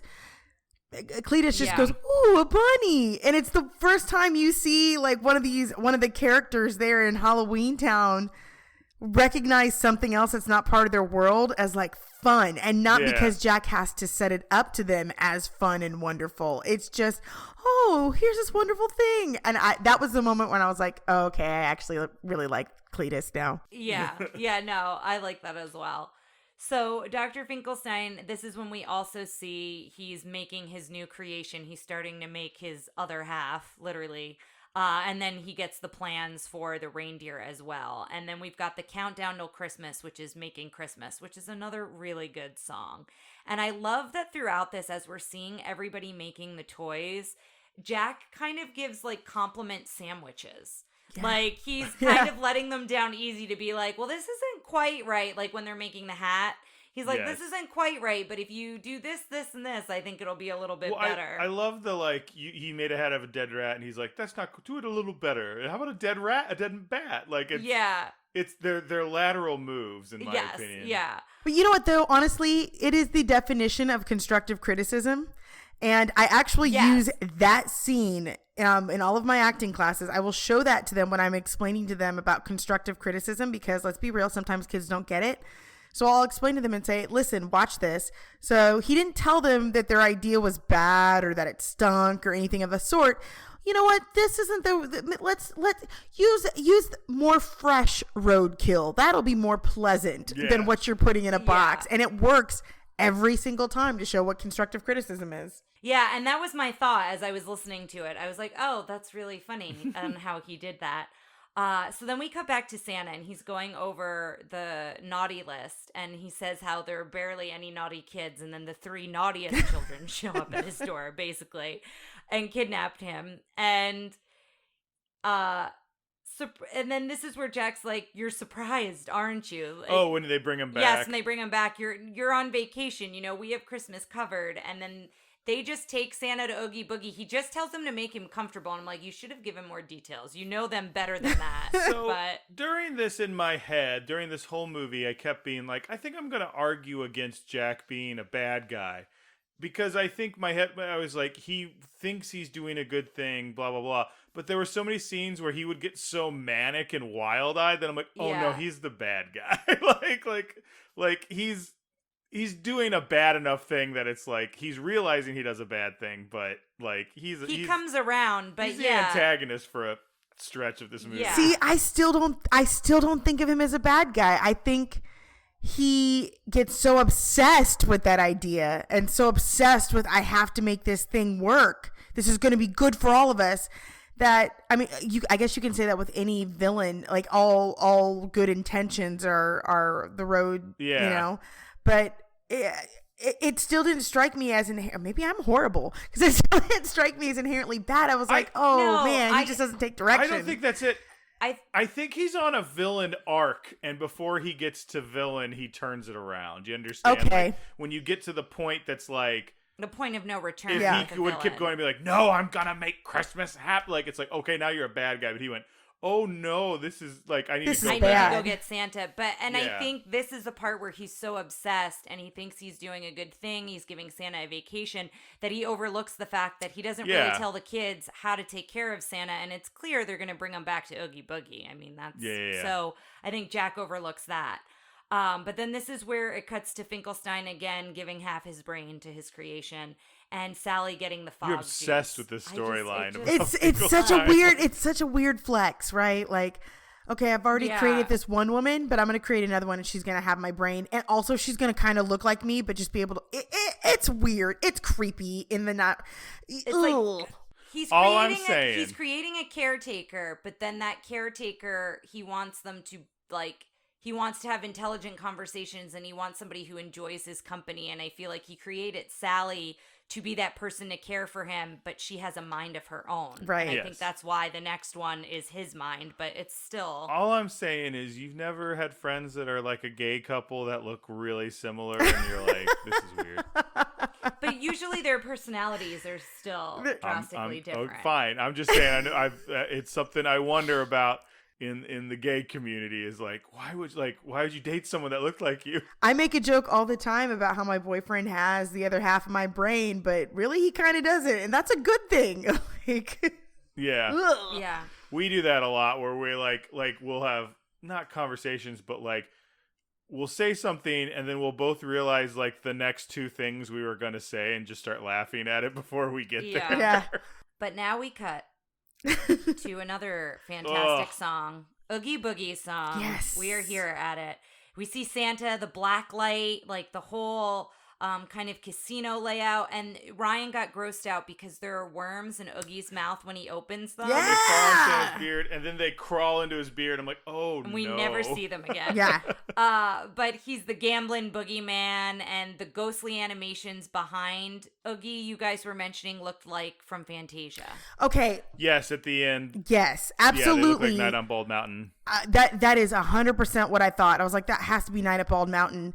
And also all of the blacklight, all of the depictions of skeletons and things like that. I was like, I want to know if the animators working on Princess and the Frog looked back at that, because it has the very same hoodoo voodoo feel to it, even though we all know that's not what, well, I don't want to say we all know, but even though hoodoo and voodoo don't necessarily look like that, I wonder if that sort of visual imagery inspired the same visual imagery that happened in Princess and the Frog. Yeah. They borrowed from it and kind of expanded on it for that movie. Yeah, no, that's a really good connection. The other thing I want out of this is I want a casino in Vegas that is themed like Oogie Boogie. Like, I'd spend all night there. Got those like gangster like slot machine guys. Like, I want those as slot machines. What if you had a haunted house? It's like a not so scary haunted house. I would go so fast. Yeah, like yeah, at I'd be Disney. fine with that, but I also think Vegas has so many different themed things. I think people would I don't be know that into Disney wants to get into the gambling game. I guess is the that's only thing. true. Fair enough. I think Good you could point. do all of this without the Oogie Boogie part. Like That's have like true, a. but that's the part I would want Yeah. for the casino. But I see your point. Yeah, as far Why- as Disney goes. Why do I feel like there was a ride? There was a maybe I just had a fever dream, but I feel like there might have been a ride at Disneyland that had the Oogie Boogie. Like maybe I made it up in my brain. Not quite like the Tilt-A-Whirl, but some sort of like circle, casino type ride. I feel like because I have enough friends who have worked at Disney that I feel like at some point within the past 20 years they might have told me about this. Now I kind of want to research that. Ryan's checking it. So there's this, which is from the. Can you see that? Yeah. There's that where it's him standing in front of the spin the wheel for the. I think that's his scene in probably the Haunted Mansion. Maybe that's what it is I'm thinking of. Yeah, maybe he's just depicted in that. But yeah, I would love them to expand on it. I definitely Yeah. want to ride that Yeah. ride or experience that. Just it's so fun. It's silly and fun and dark and day glow and black. I mean, come on, that's all the good things you want on a good ride. Yeah. Yeah. Especially, Dark Ride would be super fun. And this is then when the fog juice actually comes into play. So she uses it. It fogs everything up. And I love the big reveal when Jack comes out of the coffin and he kind of reverse, like instead of falling, he comes out like yeah. And that's when they realize Zero has to lead the way and he takes off. And then we go into Sally's song where she starts singing about this uneasy feeling and how she cares for him. If we didn't know it already, she very clearly states that she cares for Jack. Mm-hmm. And I love Jack's wild laughter. Like as he's up in the sky. ho-ho-hoing and then it turns into like Yeah. And he's delivering presents. Here are some of the presents. The shrunken head is the first one, which you guys were recalling That's from the the trailer. thing from the trailer. Mhm. And what did Santa bring you, honey? And she pulls out the shrunken Screech. head and they Yeah. scream. I Yeah. remember that very specifically. The wreath that attacks the woman. So, and we see that as a shadow eventually. The sandworm that eventually eats the tree. You've got the doll and the duck with the bullet holes that I think that's what the vampires made. Mm-hmm. You've got the bats in the tree as well. And then you also see Jack hopping from one chimney to another. And I love that bit. If he drops a present, you see the lights go on, someone screams. Drop a present, and it happens like 3 times. But then, Becki, you also mentioned here that the family is being diverse. Yeah. Where he was doing presents. And I think that is something to mention because up to this point, we're not seeing a ton of that in Disney stuff. And so there was a moment there of it. It's a good move for 93. It was, honestly, 93. So I was 11 years old. And when I saw that part of the trailer, like 2 little black kids at home being chased by Christmas presents, I immediately was like, oh, okay, I can watch this. This is like us. Like, okay, cool. It's for me too. And obviously we weren't having those conversations in 93. So I think it's a really cool thing that was even being, you had your Asian family, you had your black family. That was a cool thing to have in this movie, especially considering that Tim Burton is so very much not black friendly usually. Like there are a score of black goth kids who love Tim Burton, but we don't see a lot of ourselves in Tim Burton work. So this was definitely interesting. Yeah. I wonder if that part probably had more to do with the Henry Selick production team, which is interesting because I don't know that was a very diverse group of, makers of the creatives. Yeah, it would be From what I saw, it was a mayonnaise factory of white people. So. A mayonnaise Well, factory. it would be. Oh my gosh. Sorry, I don't know why. Oh my gosh. It would be interesting, how much thought was put into it, or if it was just like, well, this is how we want these families to look. But either way, I think it's much appreciated, especially at this time. So now you have everybody calling the police, saying that there's an imposter of Santa, and this is when we see the military kind of come out, and Jack thinks that they're searchlights for him. He thinks the bombs are celebrations. And then it cuts back to Oogie. And this is the whole bit with Sally and where we leg. see her leg and he tickles her foot. I guess I think that's the I think that's the like because what's the implication he wants to do with that leg? And this is that's true. This is like the kiddie version of like, ooh, I just like to tickle feet. I guess that's true. I like that voice you use. I was trying to do Oogie. Yeah. But then we see her hands that come, and poor Santa. This is when I was like, I'm surprised Santa hasn't fainted yet. Like, the amount of stuff he has seen in a short amount of time. He now sees this woman whose hands are detached from her body who are like trying to save him, and her leg is like on the other side. And he's kind of just rolling with it at this point. And then we cut back to Jack. He realizes they're trying to hit him, and then he's blown to With smithereens. like howitzer, Yeah, pretty intense. like big guns. So he gets shot down, and then everybody sees that in the cauldron. They're watching Jack, and they think he's died. And then this is where my thought was, isn't he already dead?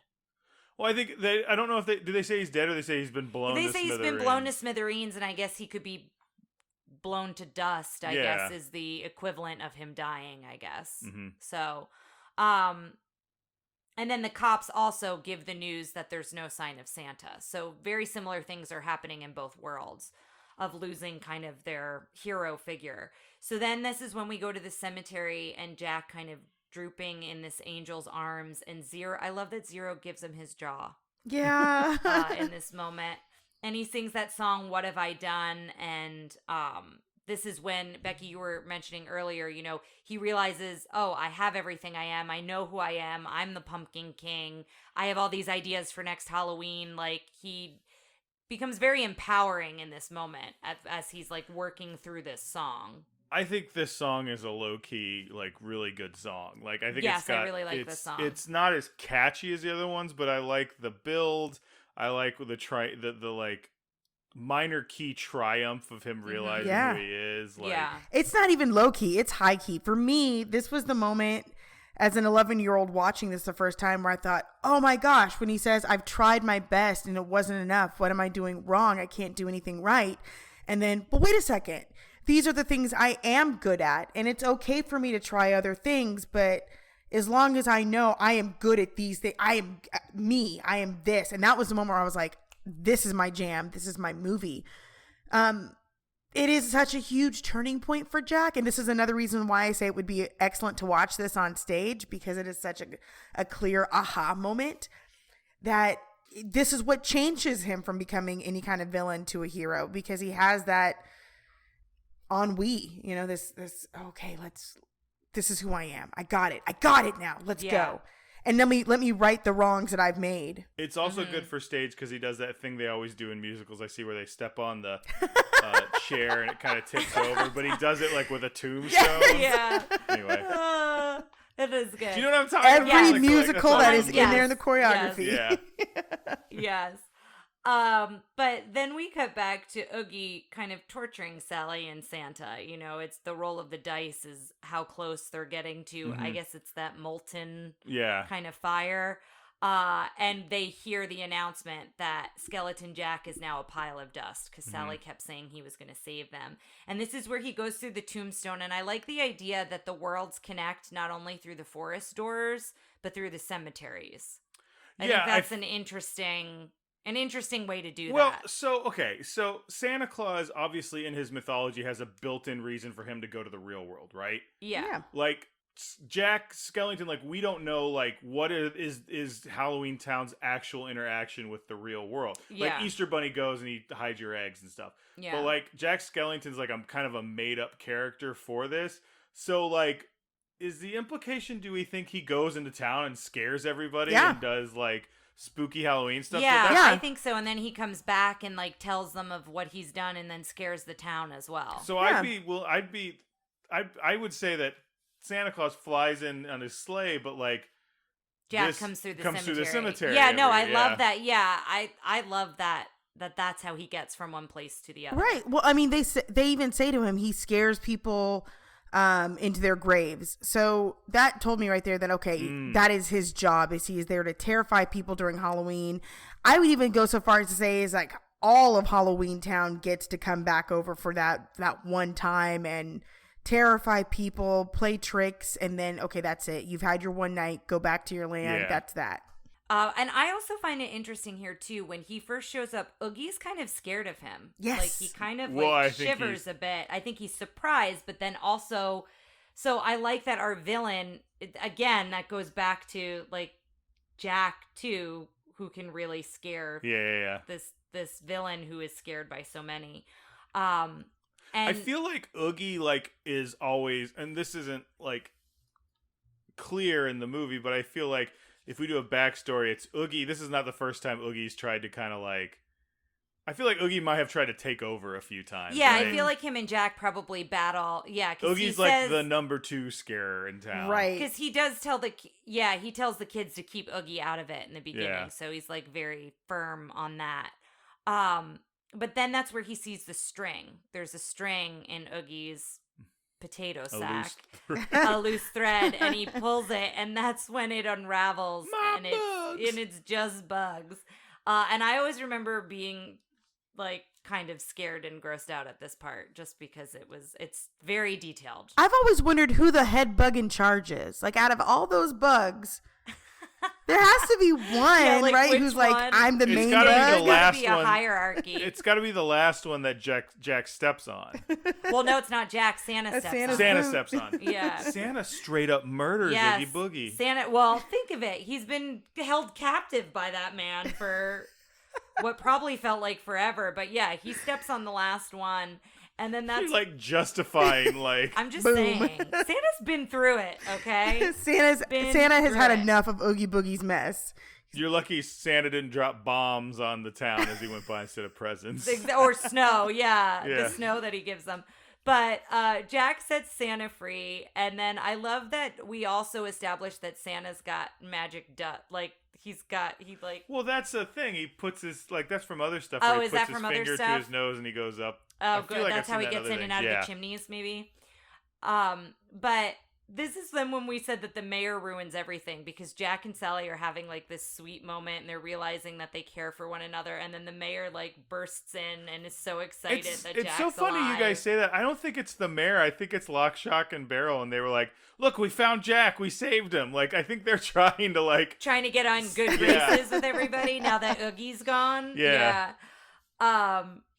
And then, everyone is excited that Santa's back. We're hearing in the real world that Santa is back and delivering presents. And then Santa wishes everybody a happy Halloween and gives them snow. And so then we get to see that joyfulness with snow, and the reprise "What's This" comes back into play with all the characters in the snow. And then we end with Sally and Jack on the snow-covered hill, and that they're simply meant to be. Those are people who did not do trick-or-treating and Halloween in Colorado when it snows every October, and that is your Halloween. And you're used to seeing the snow at Halloween. That's interesting, because I feel like Tim Burton. Where did he grow up? I don't know. I'll look it up. But I feel like that's probably true. He probably didn't have snowy Halloweens. I mean, I know I grew up in Texas. I certainly did not. Listen, there are many a time where my Halloween costume was be this fake fur costume animal thing so that you can go outside in the snow, come back, and not freeze to death. Exactly. So every episode he was born in Burbank, California. Yeah. I thought he was a California guy. Yeah, so that makes sense. What does he know about seasons? Every episode we ask some questions. So here we go. How was the princess? I believe the princess in this case was Jack Skellington. Yes. Since he was the main character. Because he did have his "I Want" song and all that sort of stuff. Yeah. I like him. I think he's very cool, well designed. I think it was interesting watching him kind of through a lens of a villain here, which again, I don't think he's a full-on villain, but I think he's on that arc, and he's got that weird manic obsessive energy that's very fun to watch, but he's also ends up, saving the day at the end. Yes. He's got that frantic. Oh, sorry. I was going to say Santa saves the day. Yeah. He saves Santa, so. Yeah, but he's got that frantic energy, and I think it gives his character a lot of depth that we can point out,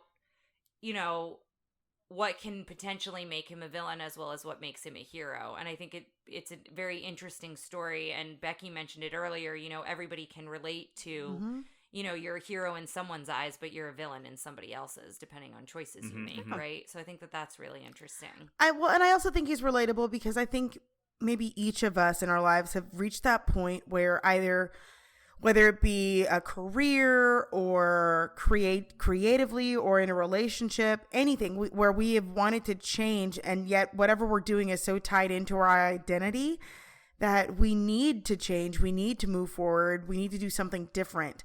We're not sure how to go about it. And we fail. We fail trying to do what it is. But there's beauty in failing. There's beauty in getting it wrong so that you can bounce back and either become stronger in it as what you do or stronger in who you are as a person. And that was something I globbed onto very quickly as an 11-year-old watching it. And one that every time I watch it, I'm like, yeah, you can fail and mess up and it's okay as long as you go through the steps to make it right.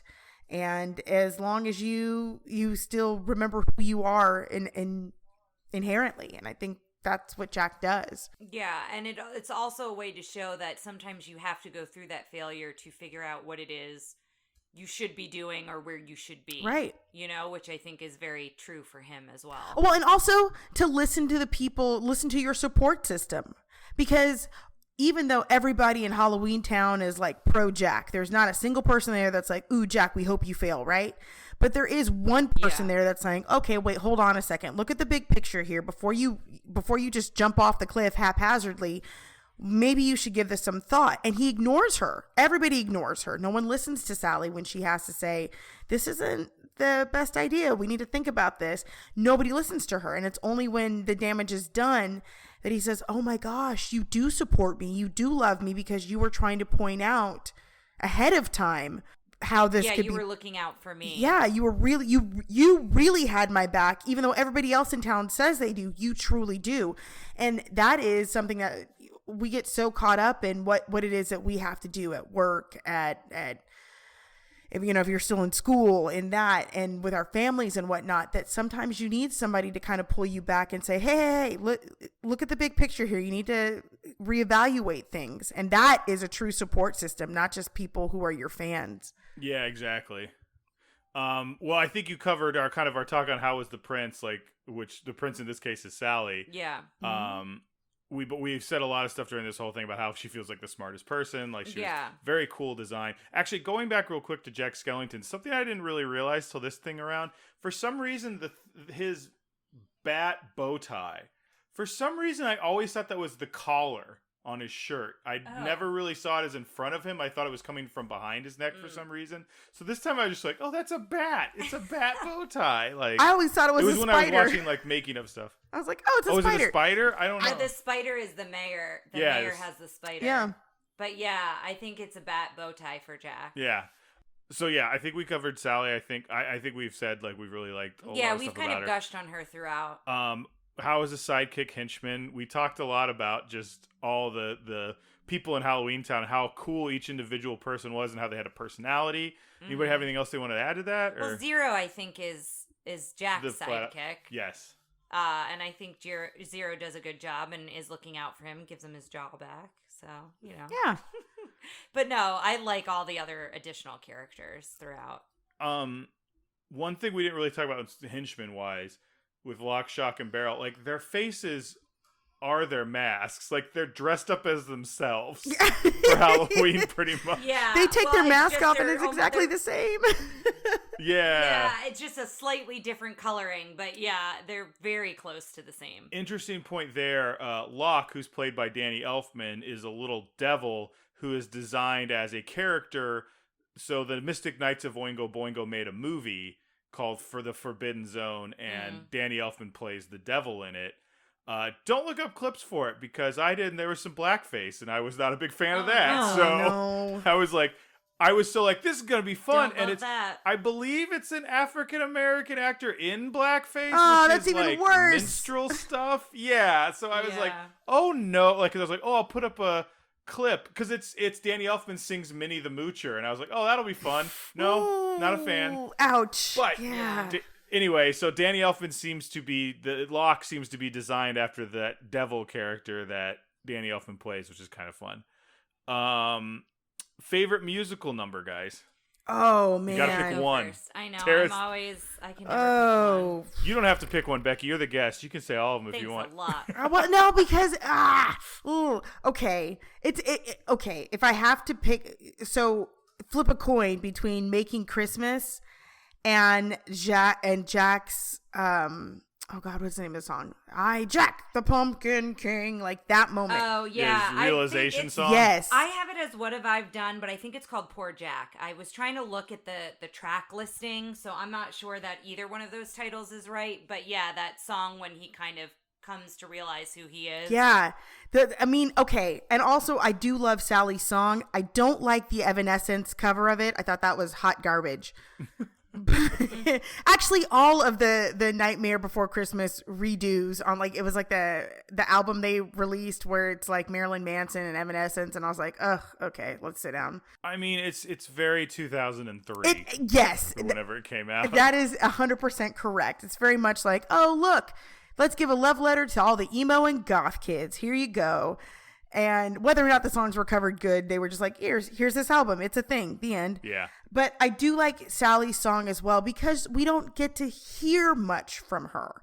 She might have a line or two here or there, right? We see through her actions who she is and what she's all about. But that song is so beautifully simple of just, I just want to help my friend do right. And I don't know how to make it. I don't, you know what it is? It's the Jesus Christ Superstar. I don't know how to love him. It is. Do you know Jesus Christ Superstar? I don't know Jesus Christ Superstar. I want you guys to listen to. I've heard of it. I don't know this song. It's very much Mary's song from Jesus Christ Superstar where she's like, I don't know how to love him. I don't know how to help him. I don't know how to make things better. I don't know how to stop this journey that he's on. I just know that I care very much about him and I love him and I just want to make things better for him. And that is Sally 100%. She's not doing anything for selfish reasoning. It's always for the greater good and it's always for helping Jack. And also, Jack, why don't you see that I love you so much? Yeah. Which is just heartbreaking, but it's also very simple and it's not over the top. It's just here's a simple song that will sum up. That's it. That's my favorite song. I had to talk it out, but that's my favorite song. What's yours? I want to hear yours first. I'm gonna go Oogie Boogie. I think Kidnap the Sandy Claus is a close second, and it used to be my favorite. I used to love that song. Yeah, that's a good but song. I think Oogie Boogie is that's one I'll sing in the shower. Yeah.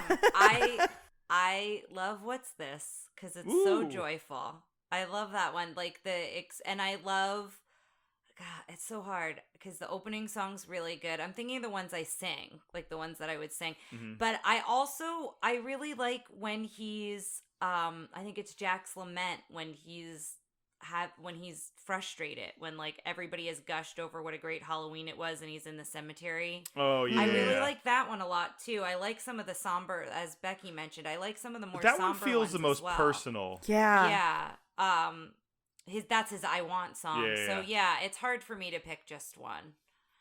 Well, Making Christmas. Is there any song? Yeah. I think Something's Wrong with Jack is the only one that none of us mentioned. So I feel because like it's what we're saying- unnecessary.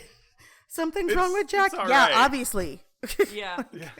This is our Does It Hold Up questions. Female character agency. I really like Sally, and I'm the dude in this sandwich. No, that's a terrible thing. Let's cut that out. That's awful. I'm a guy, so I don't exactly know, but there is a little bit. It feels like I know ultimately he listens and he realizes, but it does feel like it's got kind of that shush shush shush, don't listen to Sally. And I think that's something we've come past in a lot of in my mind, a lot of horror and sci-fi, which this kind of is, but kind of isn't. But that's the only thing I felt was kind of, they could use some, I guess they had some background characters who were ladies, and one of the kids was, I don't know. I think it's pretty good, but that one thing rings kind of weird with me. Y'all are closer to this subject than I am, so school me. No, I would agree with that. I think when she's making the suit for him, she's trying to get across a point, and you could look at that as lost in translation, like a miscommunication thing, but it's also he's not taking the time to listen because he's got this idea and he feels very strongly about it. I don't think it's the worst depiction we've seen not even by close. far. And I think she's independent in a lot of ways that I really like. Mm-hmm. I think I think that still holds up actually. And speaking as somebody who still works actively in fine arts, both in the educational level and also professionally, there still is a lot of shush, shush, shush, shush, shush, shush. Yeah, we know you're smart. We know you know things, but and then it's on the back end that we should have listened. But, yeah, you should have. I've been telling you from like day one. Hey Becki, it ain't just fine art. Okay, good. Because well. I'm like, this is literally. You'll have a full team of women, technical directors, set builders, designers, and they will be telling a director, listen, we can't do da da da da da. You can't ask for that because it can't happen. You got to look at the big picture. And they go, no. I've been doing this long enough. I know what I'm saying. And I'm like, oh, you're going to fail. And then when it all fails, I saw where you mentioned that I probably shouldn't have done this. And man, you were right. You're so smart. And I should have listened to that sooner. Yeah, you should have, dummy. Yeah. Learn, be different next time. And that's, I think, the bigger problem. Is that there's like, I will go on to do this again and again and again. Yes, hard head makes a soft behind. What? You've never heard that? A hard head makes a soft behind? No, I love that. Yeah. That's awesome. Drinking, smoking, none of that really. No. Ethnic representation, I think we discussed what we really liked about that, unless anybody wants to add something else to that. No. And then guns and firearms, he does get shot at by cannons. Well, and stuff, I would say, I mean, we all saw this when we were relatively young, but I think, again, like, we do not have children, but, like, know your children. I think some of these moments could be very scary for a child. I think the Oogie Boogie scene with the bugs, but I also think the introduction to all the characters when they're introducing how they are scary. Yes. I think if you watch the whole movie, those characters become endearing and you start to really like care about those characters in Halloweentown. But I just think something to look out for. But I think that's pretty clear from the Nightmare Before Christmas. Like I think from the title, it's pretty clear to be aware of that. I don't have kids, but I would say that this would be one of those movies that I would probably, if they are younger than maybe 10, I would watch with them instead of being like, oh, just go watch this movie on your own. So that you do have a conversation with them about, well, okay, yes, these things are scary, but sometimes scary things aren't as scary as we think they are. Sometimes they're quite nice. And yes, they do look different, but they think the same way we do. And I think it just elicits bigger conversations.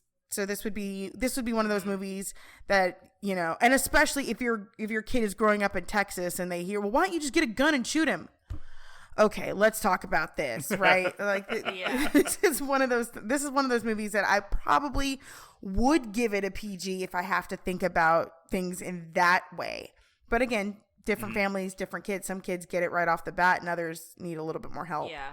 I don't know why I thought of this just now, but it's something I did want to talk about. There's the line in the song, they're throwing snowballs instead of throwing heads. I wanted to see a head ball fight. Me too. Like why couldn't we have seen them? I mean, we know. Ow! We know that they had severed heads. Yeah, they gave I'm one assuming as it's a little shrunken heads. Yeah, that's what I think of. Or shrunken, sorry, not severed, but. So next up, guys, we're gonna rank Oogie Boogie on our infallible scientific villain ranking system, and I'm gonna explain that to Becki, and we will be right back. All right, guys, we're back. We're all caught up. We know what we're doing. We're experts. So first off is frightening. Who wants to go first? Ooh, frightening. I would say Oogie Boogie is probably a 3. If it weren't, if he didn't have the day, he's not really menacing.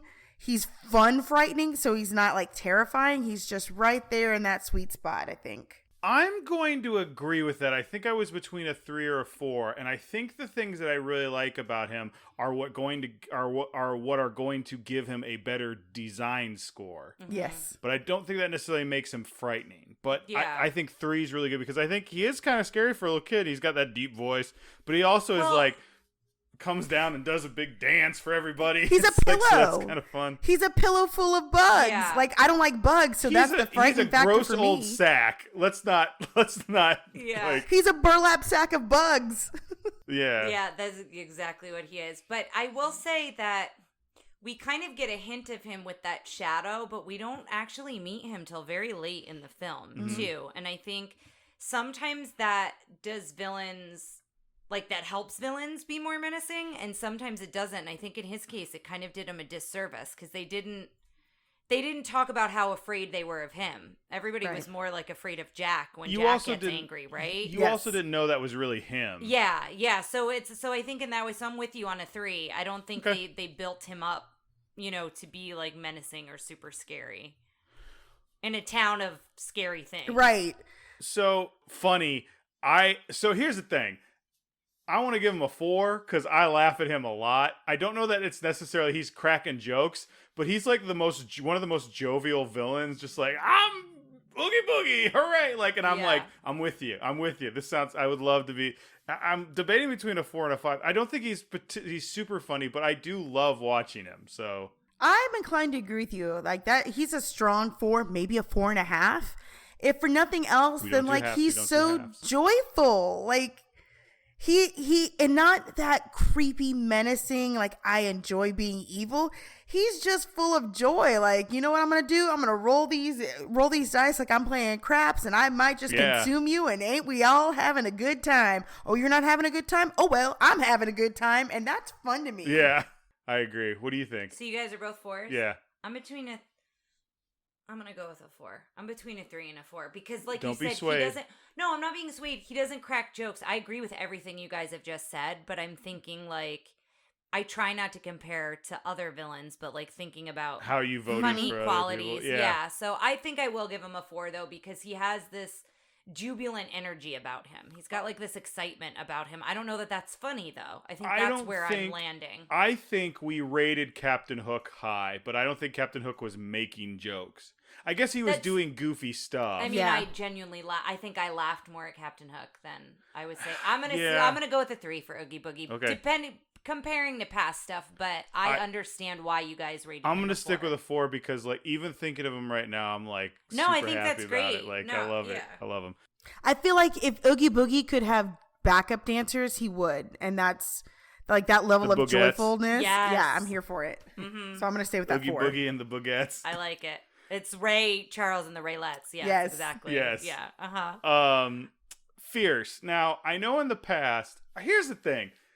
Is Ken Page gay? We've talked a lot about queer-coded villains around this time. And I don't know that Oogie Boogie is necessarily queer-coded, but I get that kind of like, that kind of similar like performance energy that I get from Ursula. Yes. Or something like that out of him.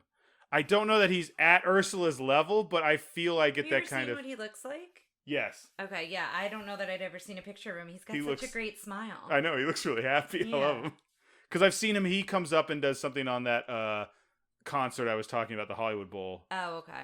I think Oogie is asexual, but his vibe is big drag queen energy. Like I could quite honestly see Latrice Royale playing Oogie Boogie in a Oh, yes. Yes, like that that very big southern yes. 5 on the fierce scale for sure. You're giving him a 5? All right. 5. I love it. So Wikipedia has one sentence under his personal life, and it says in 2015 interview with St. Louis Magazine, Page said that he identifies as gay. But it's just, this is a very quick search, a one sentence, so I don't want to, that's what I found. I just feel like this is another, like I said, but I just feel like we're all very hetero here. I'd love to hear someone who maybe has a better ping on the queer coded radar. Yeah, and just... But I think you bring up a good point that he does. That's the thing, is I think I was thinking of a different type of drag queen, but then like we're watching this season of Drag Race, and he's kind of got Southern Candy Muse. Yes. Energy, yeah, I think Latrice Royale, I don't know that you know I don't know Latrice, Royale. That I think is I kind of like walk in and go, oh, what's happening? And you catch me up and I watch. Latrice Royale is like many seasons back from Drag Race, and Latrice is just this big black woman who just don't care and fun. And that is the same vibe that Ken Page brings to this. Now, Ken Page was in Cats, was in the original production of Cats. I knew he was a Broadway guy. He was Old Deuteronomy, which requires a good amount of swag and fierceness. So it makes sense Okay. that that's what would be brought to Oogie Boogie. Now, why I say that Oogie Boogie himself is probably asexual because you don't see him leaning one way or the other towards someone male or female. But that swag, that Well, hold up. He likes that shimmy. woman. He likes to tickle Tickles her ladies' foot. feet. okay, but that could just be a fetish, and that's not. We're not even gonna That's go true. there. I don't know that we want to go down we that don't, road. we don't kink shame. Kink? We don't kink shame. Yeah, like that's a different on discussion. Princess boy. Diaries. I'm gonna give him a 4. Just as a heads up, I think he's really good. I'm gonna give him a 4 as well, but I appreciate and understand your 5 and love Yes. it. Thank you. But yeah, I'm with you. I do think he's got this larger than life kind of personality and swag to him. So I love him. Now here's the one where he's gonna rate pretty low for me, Okay. and that is effective. And effective is one I that was we just tend to telling- have a hard time talking about because it's we try and figure out the villain's motivation, and we try to figure out how well they were at achieving that motivation. I don't know and what I'm his not sure I motivation was. understand. Yeah, he just kind of wanted to toy around with Santa and Sally. Like his motivation was just to be a heel. Yeah. I don't think he ever told us his motivation. Like his Yeah. song is "I'm an Oogie Boogie Man." He just talks about like, I guess he talks about messing with people. He talks about Yeah. he gambles and he cheats to get his way, but He has his guys go out and get people for him. Like I've got to rate him pretty low here. I think he's yeah. effective in like.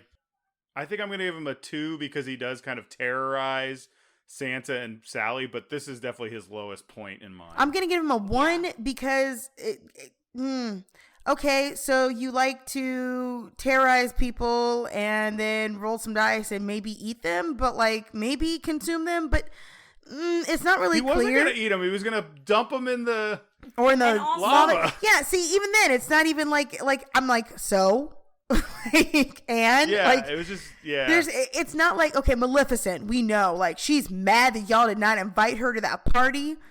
She is petty. Yeah. And so you are going to catch the wrath of that petty woman, right? Like that is clear. She's mad.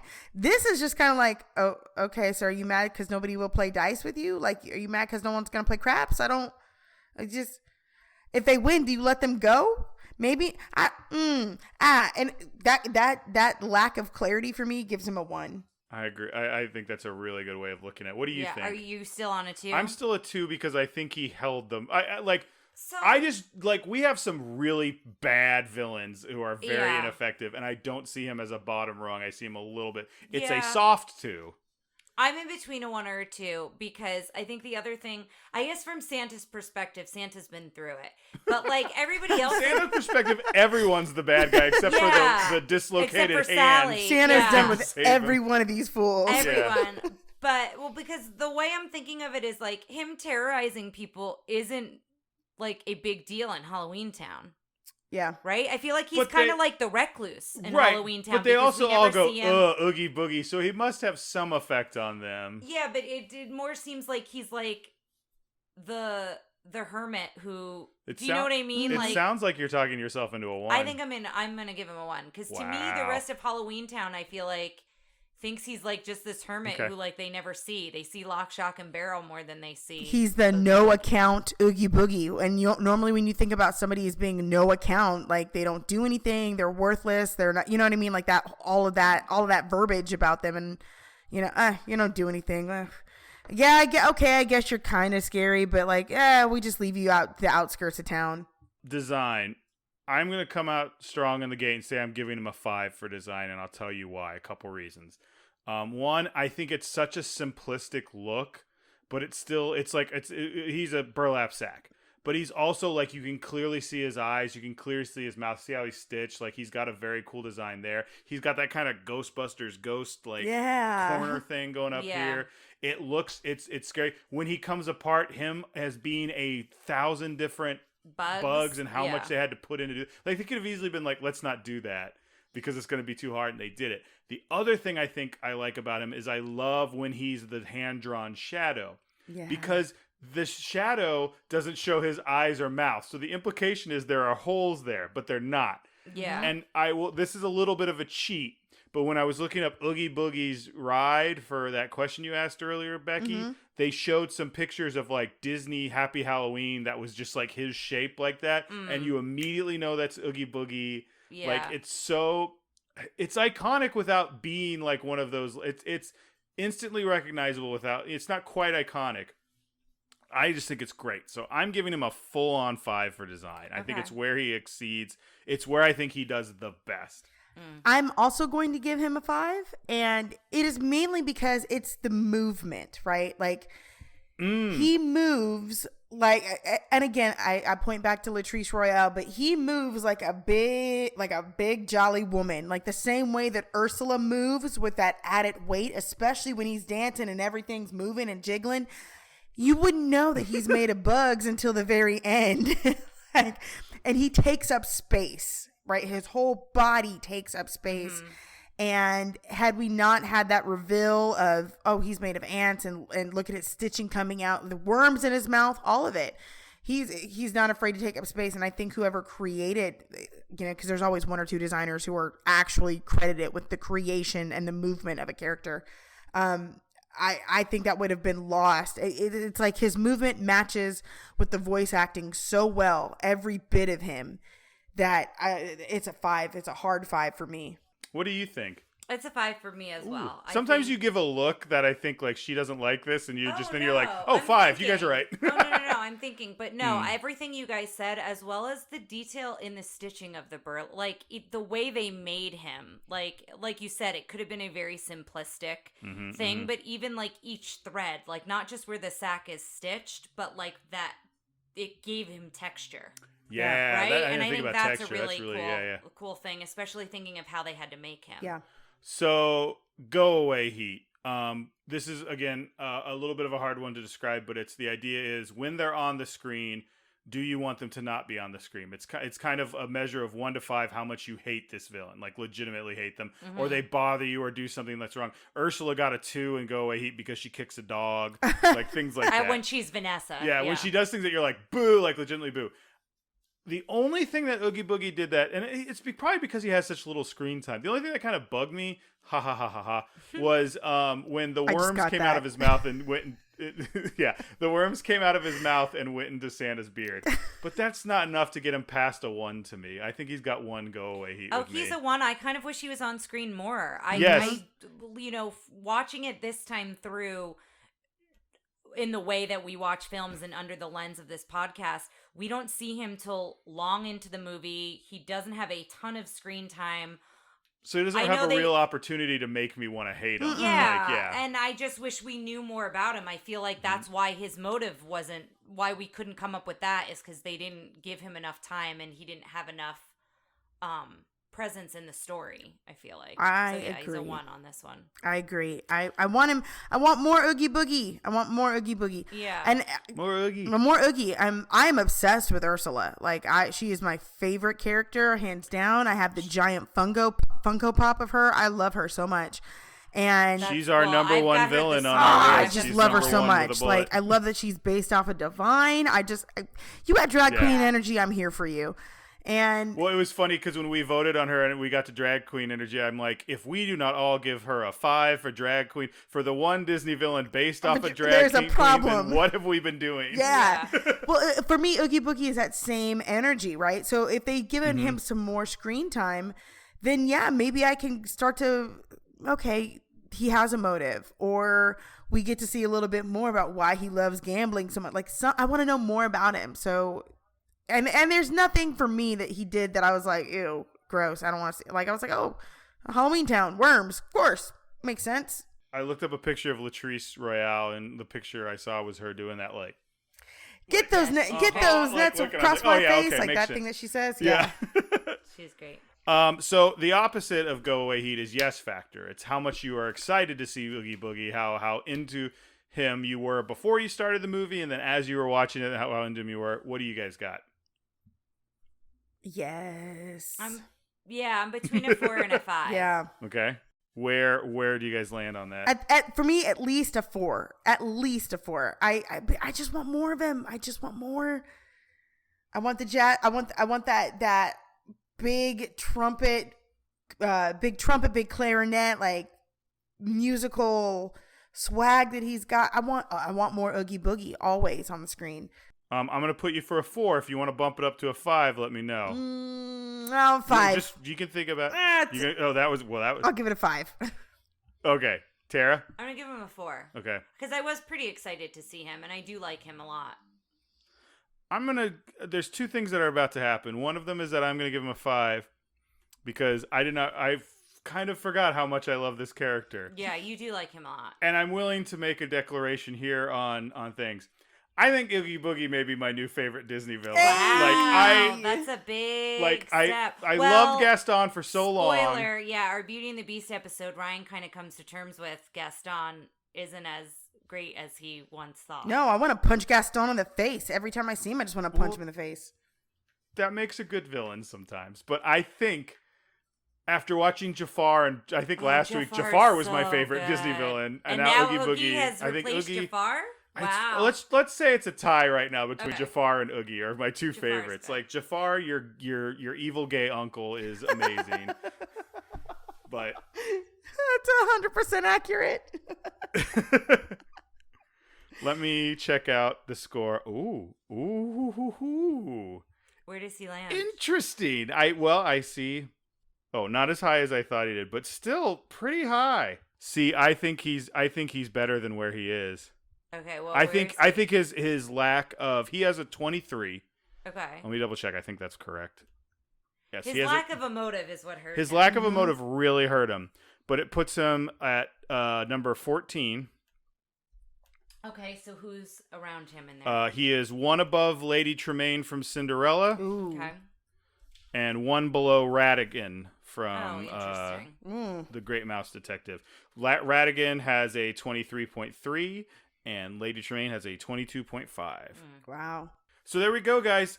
Thank you so much, Becki, for joining us on this wonderful adventure. Oh, thank you for having me. This is a blast. Yeah, I'm glad you liked it. And you'll be back for Princess and the Frog, correct? I have so much on Princess and the Frog. I know. It's ridiculous. I'm so excited. Yeah. I know. We're You really started kind of like forward. teasing it, and I was like, oh man, I can't wait. Yeah, we're really looking forward to that movie in general, and we're really excited to have you to be a part of it. I am excited that you asked me because I've done an entire lesson with my students on the Princess and the Frog, and it is real in the field with that movie.